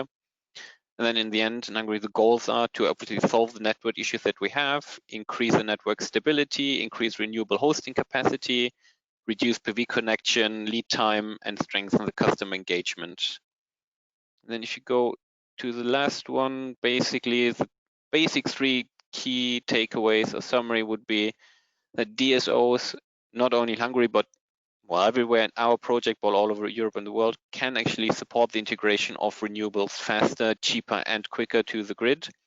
DSOs can also support the development of energy communities by, enabling customers to be there and use local renewables also locally. And one of the targets, in addition, is to develop a standard for substation-ready plug-and-play battery systems. So as I said, move them from location to location wherever they need it. Then I would like to give back to Maximilian and Norela for your questions. Thank you, Sven. There is a question for Pierre-Jacques. What are the incentives for network owners by postponing costly network reinforcement as this impacts asset valuation? The incentive, because of course you earn in capex. I mean, if you provide such a solution, so there is this is especially true for the German demonstration. So the incentive is to save capex for the DSO, the local DSO. Okay, thank you. I'll hand over to Norela. Okay, because we are quite late and I'm really grateful that you are with us still in such a numerous number, although we are over the time. So we go directly to the next project presented today. So we go to Gianluigi Migliavacca, working with RIC as project manager and being the coordinator of the Flex Plan project. So Gianluigi, you take over. Thank you very much, Norella. I'm the coordinator of the Flex Plan project. That is a new Horizon 2020 project which started in October 19. So it's relatively fresh of startup. So what I mean to present to you now is to give an overview of the aims of that project, so what that project would like to achieve, and then to go more in details on the layout of the project, and in particular the core of the project, that is the overview of the functionalities of the new planning tool that we are going to realize. Then we will give a flash to the partnership of the project, and we conclude with some indications on the information that is to be found in the web of the project. So next slide, please. So as I said, FlexPlan is a Horizon 2020 project that stays over a 3-year time horizon, starting from October 19 and concluding in September 22, of course, wrong, yes. The aim of the project is to establish a new grid planning methodology, considering the opportunity to introduce new storage and flexibility resources in electricity transmission and distribution grids as an alternative to building new grid elements. So we see from this short description 2 important points already. The first point is about the fact that we are not considering transmission on one side and distribution on another side, but we are considering a joint planning between transmission and distribution, because of course the 2 kinds of networks are resembling more and more, and will be so for the future, with activization of distribution, the fact that we have distributed generation and so on. And so it's important to see how the 2 networks will be coordinated also from the point of view of the planning. And then another important problem that is the flexibility. That is a sort of important keyword both for this project as it was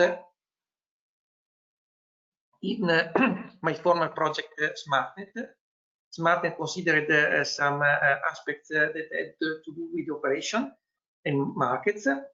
Here we are focusing on planning, but nonetheless flexibility as a possible key enabler for the future is here present by means of considering flexibility and storage as possible alternatives to be new element of grid. So next slide, please. Why so?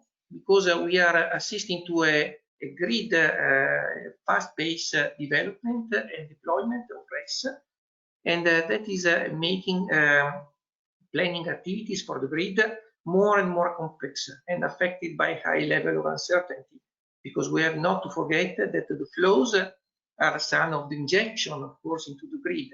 And if injection is variable, as typically we get with renewables, we get also the flows into the lines that are subject to frequent changes. And due to that, also congestion can be nervous and appearing here and there, and not being, as it was the case in the past, a stable element of the grid. So in front of that, grid investments are, as everybody knows, capital intensive, and the lifetime of transmission infrastructure spans over several decades. And of course, we need maybe 10 years to commit a new big line, a new transmission line. And when after 10 years the new line comes into life, maybe the generation and load panorama is changed, and that line could be regarded even as a stranded cost or partially as a stranded cost. So of course we have to look at the possibility to be more agile. It is a keyword now from many points of view, but also in the planning we have to be agile. And so building new lines, that means of course a lot of hostility nowadays by the public opinion.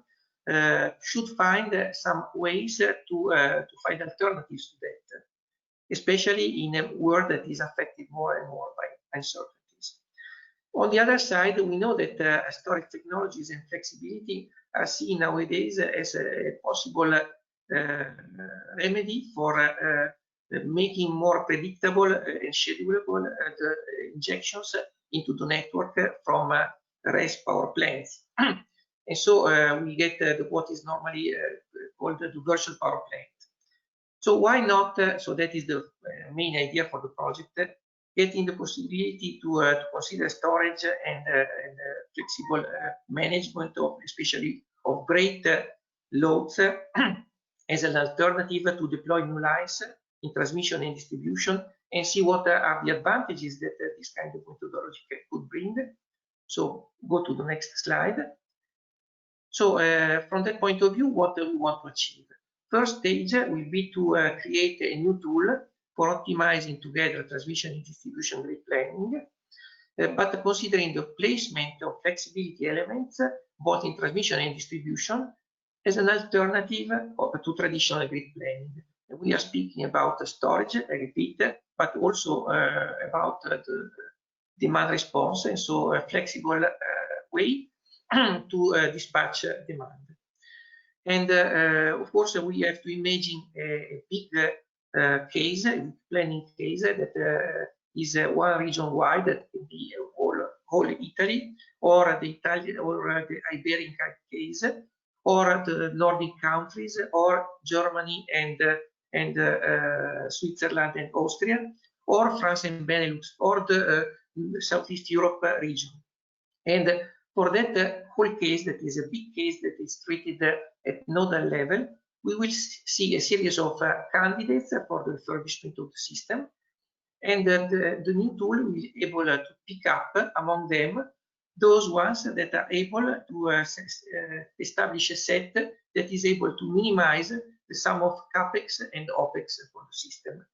So actually the best grid planning for the future years. What future years? We are looking together to analyze 2030, 40, and 50. So we are going to analyze both the short term from the grid planning point of view, but till the long term of 2050.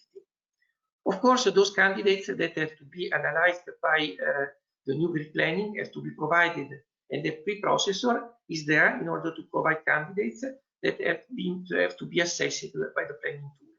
In order to do so, the preliminary assessment is to be, of course, to analyze flexibility and storage capability and limitations, cost from the CAPEX and OPEX point of view, and sizing with the typical problems related to the siting, because we are going to site the candidates in precise nodes of the system, and so we don't want to be generic, but we want that those storage and flexibility options be tied with the real capabilities of those very nodes. Next slide. But we are not only going to create a new methodology, but we are only to, as I introduced it before, going to deploy that in 6 regional cases that are treated at nodal level, so in a very, very detailed way, and are going to encompass, as you can see from the map on the left, nearly all Europe. Of course, those cases have to be compatible, and so we have to create border conditions that are compatible and common between the 6 cases, and so we precede the 6 regional cases with the pan-European scenario that is not, of course, a nodal one, but a market-oriented one, flow-based market one, that is there just in order to set 2030, 2040, 2050 scenarios and create common border conditions with all 6 cases. Why are those cases needed? Not only in order to validate the planning tool, but we are more ambitious. We want the 6 cases to deliver real answers for the European system. And so on the basis of the results of the 6 cases, we want to build up guidelines for the usage of NRAs, so national regulatory authorities, but also system operators, TSOs and DSOs, and the European Commission, of course, that is our ultimate client for the project. Guidelines on optimized planning methodology, but also indications on which could be the potential role of flexibility and storage as a support of transmission distribution planning. And last but not least, we would like to provide also regulatory guidelines on the incentivization programs that would be the most opportune in order to make it possible. Because we have to take into account that, of course, storage is a particular device, kind of device, and there's a big discussion about what would be the ownership opportunities for this device. And it is very likely that mostly investments in storage should be done by private investors.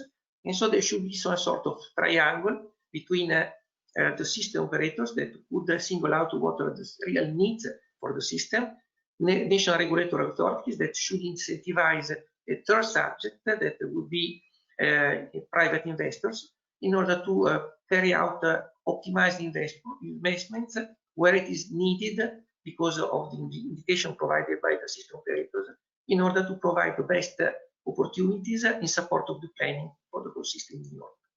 Next slide, please. Okay, that is the full high-level layout of the project. We see that we started from assessing the value of storage and flexibility in the tool, in the planning. Then we go to the preprocessor and to the planning tool, and we apply that to scenarios 20, 30, 40, and 50. And first we have a pan-European study, then regional studies, and finally impact on regulation and guidelines. Next slide, please. So about the new planning tool. We want this planning tool to be up to date and provide innovative solutions for the planning in the future.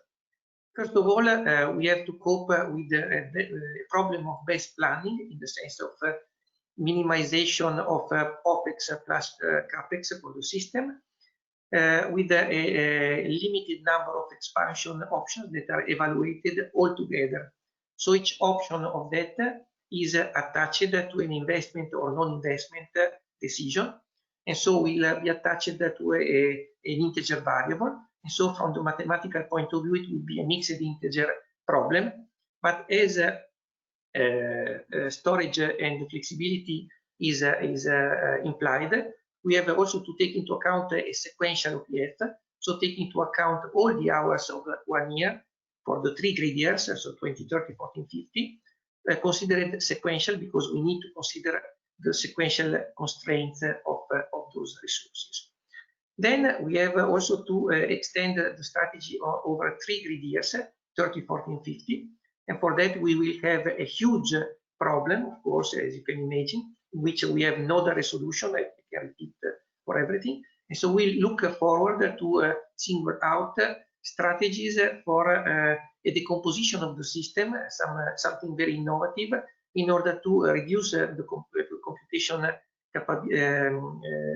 claim for the computers. But at the same time, we refuse to use the classic sequential planning, so first 2030, then 2040, and then 2050, or vice versa, 2050, then 2040, then 2030.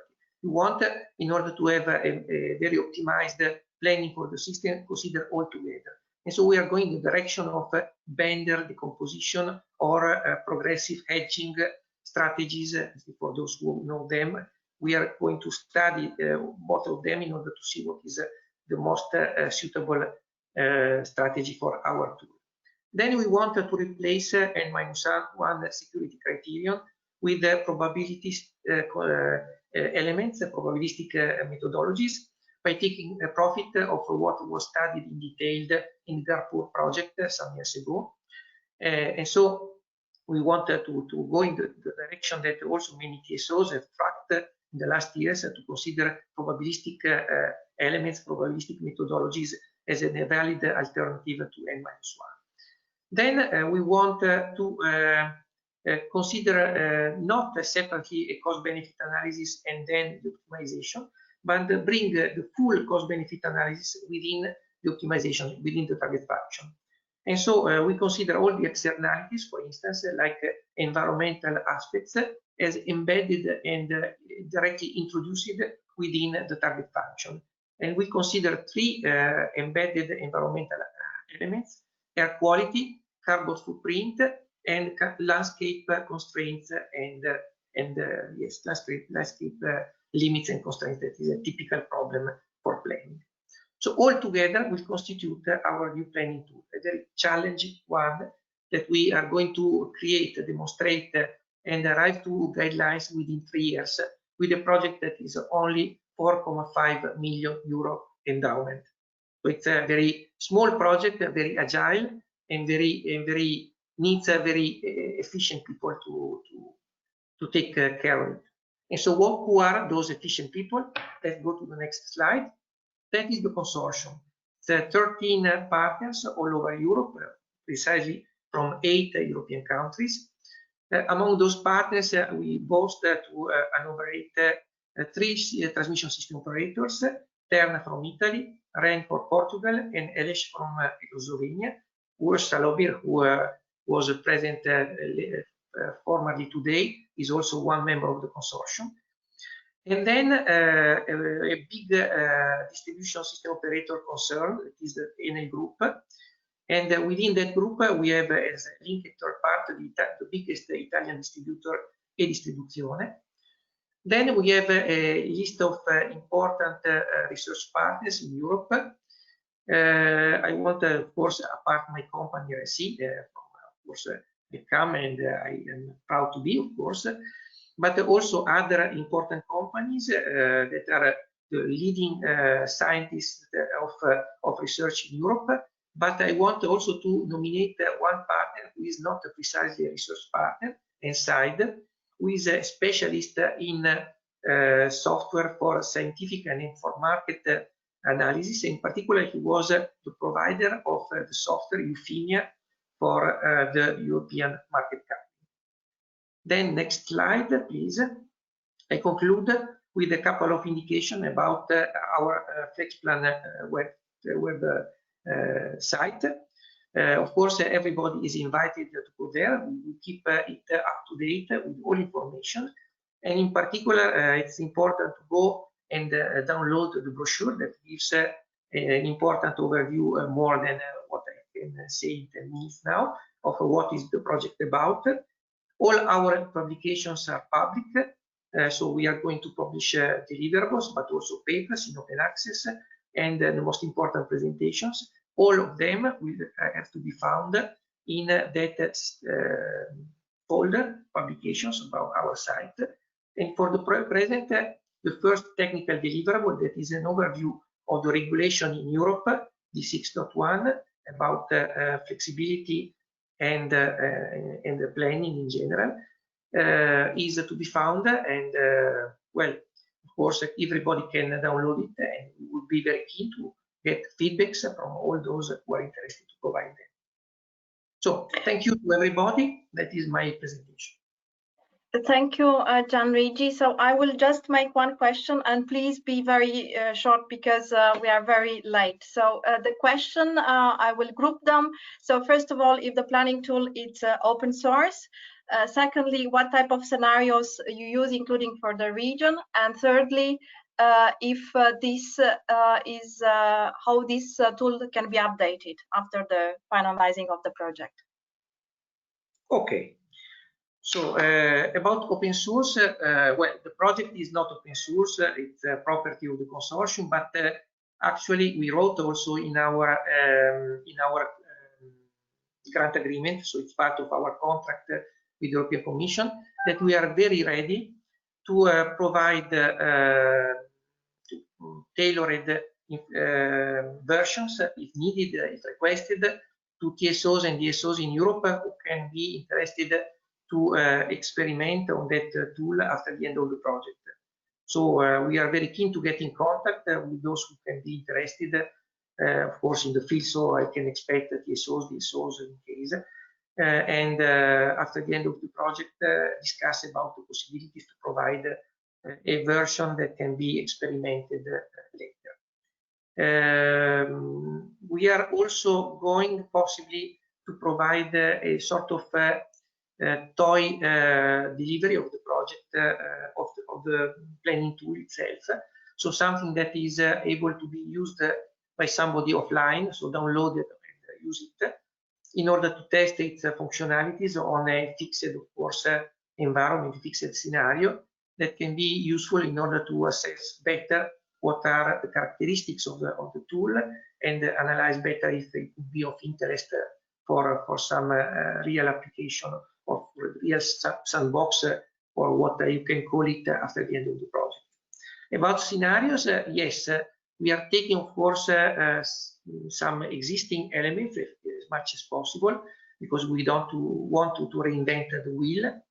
And so we are taking the 3 T1DP scenarios from ENTSO-E for 2030 and 2040 as a basis for our investigation. And we are going to project them to 2050 because we are, of course, interested also to 2050. About the grid, the transmission grid, we are taking as a basis the ENTSO-E grid that was requested and provided by ENTSO-E. But of course, it is to be completed because, for instance, the North countries don't exist as a network in that network. And additionally, the 150, 130 kV layer is only very partially, and for some countries, present and for others not. Additionally, we have to take into account distribution, and of course, take into account really the full extent of distribution would mean multiplying exaggeratedly the number of nodes. We take into account only the last layer before the primary substation, and for that we are going to synthesize artificial networks that are in any case able to reflect the structure in simplification, of course, of the real networks. And for that we are going also to use a tool that was deployed and made public by the JRC some years ago that allows to set up artificial networks for distribution, in distribution. Thank you, Gianluigi. Thank you very much to you. Thank you. I'd like to invite our last panelist, which is George Kariniotakis. Sorry for that. He is professor of and head of the Renewable Energies and Smart Grids Group at the Centre Percé at Mines Paris Tech. George, it's your floor. Okay, thank you. Can you hear me? Thank you, Maximilian. Welcome to everyone. I will try to be fast. So I'm going to present the Smart Forest project, which is a project on more on the operational side compared to the previous one, which was more on the planning side. It's about next generation forecasting tools for renewable energy production. So short-term forecasting of weather-dependent renewables, wind, solar, run-of-the-river hydro is a quite mature technology with operational tools and services used by different actors today operationally. However, there are several gaps and bottlenecks in the model and value chain of forecasting of the technology that stimulate significant research worldwide. As an example, a Scopus database gives almost 500 papers on wind and solar forecasting just in the last year. So in the next slide, I answer to what is Smart Forest. It is a new collaborative research, not demonstration, project aiming to give a new boost to the RES forecasting technology through some disruptive ideas, not really incremental research, but some really new ideas. The project is a multidisciplinary one with actors from academia, industry, meteorology, etc. It gathers 12 partners from 6 countries and it's funded by Horizon 2020. So in the next slide, I present what is the model and value chain of forecasting technology I mentioned before. So this is the classical flowchart. Firstly, we have data that can come from measurements from renewable power plants or remote sensing like satellite images, sky images. Then we have weather forecasts which are produced by a meteorologist and these are used together with data to produce forecasts by dedicated models for the production of the output of renewable power plants. Then through data services and platforms, this information is delivered to end users. And when we go down to applications, forecasts are used for any decision making, let's say for time frames up to a few minutes to days ahead, for storage management, reserve allocation, predictive maintenance, trading to the markets, economic dispatch, and others. So in the next slide, I present, the fact that today forecasting is considered as mature technology, but the accuracy remains quite low, and this has impacts like financial losses when we participate in the electricity markets, increased need for costly remedies like reserves or investment storage or demand response solutions, a limited capacity of the renewable plants to deliver reliable ancillary services, lower acceptability by the operator, but also in the next slide, we see that there are also new needs that are emerging from applications. Like, for example, there is a need to have forecasts for aggregation of renewable power plants, for virtual power plants, forecasts for the net load in the grid at different points of the grid, or dedicated forecasts for ancillary services provision. So these are really different than what we are used to have so far, but I will not go to the details.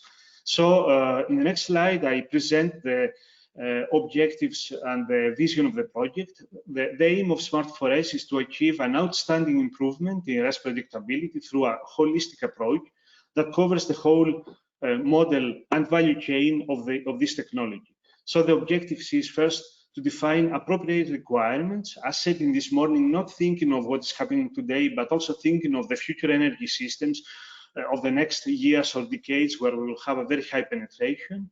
Then we try to improve the weather forecast by at least 10–15% using new sources of data and very high resolution approaches that we can have today by cutting-edge computer technology. Then we try to improve the power forecasts themselves by at least 15% through some new approaches. And then something which is quite innovative is to also to streamline the process of getting value, optimal value through new forecasting products, data marketplaces and data sharing, and novel business models for data. And then when it goes down to the application, the aim is to develop approaches that optimize decisions in power system applications and electricity market applications through data-driven techniques, and finally validate all this in living labs, etc. So in the next slide, I present the gaps and challenges and bottlenecks that we address in the project. And first, we start by numerical weather predictions. In today, meteorologies, it's an area which is quite far of the area of smart grids, but have such a big impact in our application. So meteorologists today develop weather forecasts for different sectors like aviation, army, etc. But in the next slide, we see that we need to adapt the weather forecasting to improve the forecast of variables which are important for renewable energies, like, for example, to refine the cloud radiative impact through better consideration of aerosols. This is a bit technical, but it means to go a bit back to the basics actually to do this research.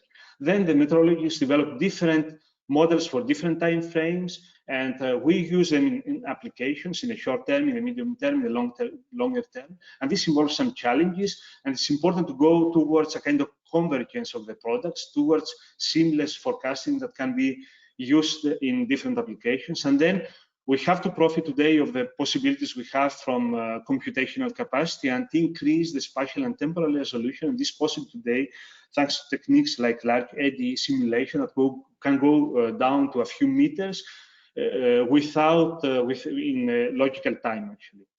So last but not least, in the next slide, in the weather forecast, it's important to consider massively new data. And here we have, for example, a use case in Germany where we have spanned the whole area in a whole area in the north of Germany with a network of 40 cameras, and we are able almost in real time to see what happens in the sky and then translate it to better forecasts of the weather variables and of the renewable production. So this can be very important for example, a grid operator that wants to have a good nowcasting and good vision at the whole grid. So when it goes to the next slide, please, to the production of the renewable generation itself, it's important to develop models that are able to exploit the large amount of heterogeneous data that we can have today. In the next slide, we can see that as in weather predictions, today the technology is that, okay, we have sky images, we develop a model for the next minutes. We use satellite images, we develop a model for the 6 hours. For the next day, weather prediction. So this means that, however, we have to take decisions for all these time frames and end user, and this involves different forecasts. So the aim of the project is somehow also to develop generic models able to take simultaneously all these sources of data and somehow have a convergence of the models and have a kind of seamless approaches for renewable forecasting, of course, with a very high performance in terms of accuracy. And when I go to the next slide, then what we see today is that there is also a kind of open loop between the forecasting and the applications. We see today in the next slide that the forecast, the forecasting models of wind generation or solar are tuned today, are optimized to improve their accuracy. However, we could imagine of an alternative where we can tune the models not only based on the accuracy, but on the value they bring. If, for example, they are used for trading, they can be optimized for as a function of the revenue they bring in trading. This is quite innovative approach for forecasting, and why not go further, as we show in the next slide, to use, for example, artificial intelligence to simplify the whole model chain. Here, this is a kind of generic scheme I show on the left. We have the input, we have the forecasting models, and when we have a use case where we have an aggregator of a VPP that participate, for example, in day ahead market and ancillary services market, he needs something like 10 forecasting models for renewable generation and also to predict the market quantity like prices, the ancillary service price, etc. And then he has to optimize all this to define his bid to the market. This involves a model chain of something like 11 or 12 models, which is quite difficult to tune and maintain. So why not to replace all this by a single model? And we have first results, which are very promising. And this somehow simplifies the whole model chain while maintaining the level of accuracy. And this is very nice for large-scale applications. So if we go to the next slide, and we go to the data. Today, a challenge we have is that we don't have really meaningful data, and there is not much of data and not incitations to share data because of privacy and confidentiality issues. So what can we do for that? We have shown, first of all, in a specific application, like forecasting in the next slide, that we can have a real value when we used, for example, geographically distributed data.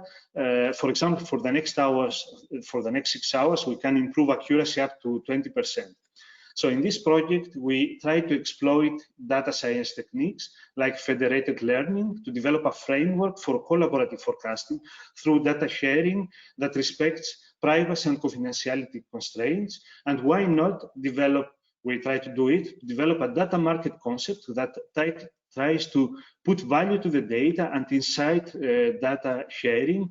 And this is actually something very related to what was saying this morning by, I think, Armando Martinez, who put emphasis on the importance to extract the value out of the data, out of digitalization. So if we go to the next slide, Then we need decision aid models when we go to applications able to deal with situations with high penetration scenarios.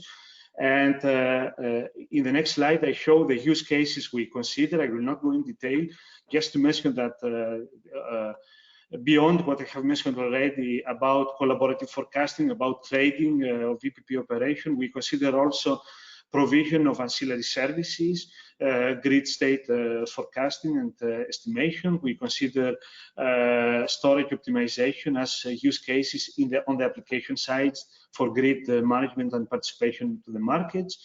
And for a very specific example is in the next slide, where we use, for example, we try to forecast the flexibility at an aggregated level, and we use probabilistic forecasts at different nodes of the grid, and also the topology of the grid. And we can have a kind of grid-aware flexibility forecast for a node of the grid. So this is a kind of new forecasting product compared to classical forecasts of wind production or PV production. And to conclude, in the next slide, what are the takeaway messages? First, we want to orient the research in methodology to deliver products which are appropriate for renewable use cases. Then we try to simplify the whole model chain of forecasting by seamless approaches and somehow convergence technology. This permits two things. First, to use, it's a way to use the mass of data that we have today in a quite easy way. And also, of course, we don't need to make a compromise in terms of performance. Then we try to, as I said, that artificial intelligence gives the opportunity also today to consider, on the one hand, forecasting and decision-making problem in a different way, and first results are very promising. And finally, a differentiating aspect of this project is that we try to develop approaches that try to extract the value out of data through data sharing that respect confidentiality and privacy aspects, and why not to develop new concepts on the data markets that can incite this data sharing. Well, this was my last slide. Thank you. And in the next slide, you can see well, how you can contact us and register to our newsletter. And I thank you. Maybe next slide. And I thank you for your attention. Thank you, George. One quick question we have received, and this is about the inertia. Do you consider conventional generators or also virtual inertia by the converter interface to renewables?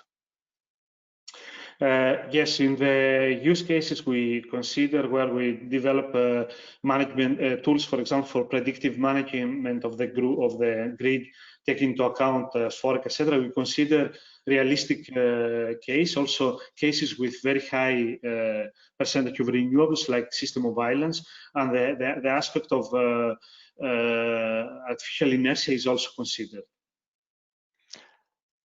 Thank you. I please our secretariat to provide the requests on the copy of the slides to do that. And for being so late, I excuse myself or ourselves. And for finishing our webinar for today, I hand over to Richard Widlichka. Richard, please go ahead.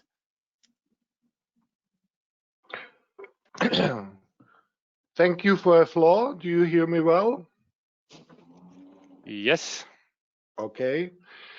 So first of all, I wish to thank all the participants who have stayed connected, who have stayed with us despite we are late. I think that we have been hearing a lot of very useful information, and allow me to wrap up today's discussion. I think we tackled all the important aspects of the future roles of TSOs and DSOs. So we have heard that EU funding framework is ready to be flexible. It was mentioned by Cristobal. Armando highlighted our preparedness to invest into the system. Luca, very interesting presentation. I mentioned that he confirmed, let's say, preparedness of some regulators to change or adjust regulatory schemes. Also, Uroš, very interesting message that TSO and DSOs must share the same responsibility for the system, or the same portion of responsibility for the system and its efficiency. And finally, we have had an opportunity of hearing many experiences from different projects. Corneli, very ambitious projects concentrating on DC technologies. We have had also from Pierre-Jacques about PV deployment in Hungary, and from Sven the same one. Gianluigi, Flex Plan, very interesting innovation on TSO side. So realizing that time is running, allow me to spend few minutes on presentation of EDSO role in innovation and project management. So because the today part of InnoGrid conference is dedicated to DSOs, the second part will be more concentrated on TSOs. So I wish to show you how EDSO is aligned with all these trends we have had opportunity to hear today. So for those of you who are not very familiar with EDSO, I like to tell that we are fully transparent representative of distribution system operators in Europe. The second slide, please. So what is very crucial that we associate only the unbundled electricity DSOs, and we continuously aim to fulfill DSO's role to be neutral market facilitator. We represent more than 350 million European customers, and our members operate 7 million kilometers of distribution lines. So let me to conclude that EDSO is a decisive pattern of all European DSOs. So another slide, please. So there are the basic figures describing our association. So another slide, please. That's our understanding of energy transition process. Unfortunately, we have no time to go into the details, but the picture can confirm that DSOs have really changed their previous mindset. Another slide, please. So this slide should define our priorities. All these trends were mentioned during today's conference.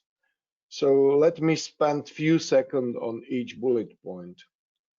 Digitalization, what does it mean? That we like to bring smart future in reality in all aspects of DSO's activities. The second bullet point is more or less connected to decarbonization. So we as DSO and EDSO fully supports the trend to adapt into the grid or into the system more renewables. And in addition to that, we concentrate very much and we take it very seriously to prepare for conditions for local energy communities, or better said, local citizen communities. New business models several times mentioned during today's presentations. It's about data sharing, it's about flexibility and new schemes evolving, and it's also about customers' empowerment. So the new models, in our eyes, will bring bigger value to our customers, because whatsoever we do, we are fully orientated on customers' value. So big data management and third-party access is a, let's say, unforgettable aspect of the changes in European energy sector, especially electricity sector. And the last bullet point, new market players. As I mentioned before, the key role, or one of the key roles of DSOs, is to act as a neutral market partner, neutral market facilitator. And therefore, we in EDSO put a big emphasis on neutrality, on technical excellence, because we understand that DSOs must create conditions, positive conditions, and customers-friendly conditions for new market players, and it's visible upmost in evolving of the flexibility market. Another slide, please. So there are the key principles we apply in our activities, because projects are crucial, and several times it was highlighted today that pilot projects enable to test new technologies. Pilot projects enable to reduce cost. Why? Because we do as much as possible to share the knowledges, to share the knowledge, to share the know-how from the projects. So it's effective. We are not closed society, so we are able to share knowledge with other parties, not only among the system operators. The neutral market approach I have already mentioned. What is very essential, and I like to underline once more, that all the changes on the technical side, on conceptual side, must bring additional value to customers. And that's the real mission of all system operators. And last but not least, because we all are Europeans and we are committed to fulfill the objectives in climate policy, in energy efficient policy, but we still respect the specific conditions of the project partners, geographical, economical, and technical. Another slide, please. Horizon calls is the main playground for European DSO. It's not the only one, but I am very happy to say that Horizon program creates a good and, let's say, progressive terms to participate in projects. And therefore, I personally wish to invite you, to attract you to join the calls, to join also EDSO members if you are interested in projects, because projects are really significant. Thank you for your attention. I hope that the second part of InnoGrid conference will be also heavily attended as the first part, and I wish a great success to the second part of InnoGrid 2020. Thank you. Yes, and the promise will be to keep a better timing, and we opted not to cut the questions from the public. We lost very few participants on the way when we went over the time. So 1,000 apologies to everybody. A very deep thanks to all the speakers and all the panelists and all the participants. The quality of the contribution to this virtual session have been extraordinarily high and have ignited already a series of consideration of devoting more space to the projects in the future. So the rendezvous is for the 30th of July for the second edition. And thank you everybody again, and have a good afternoon.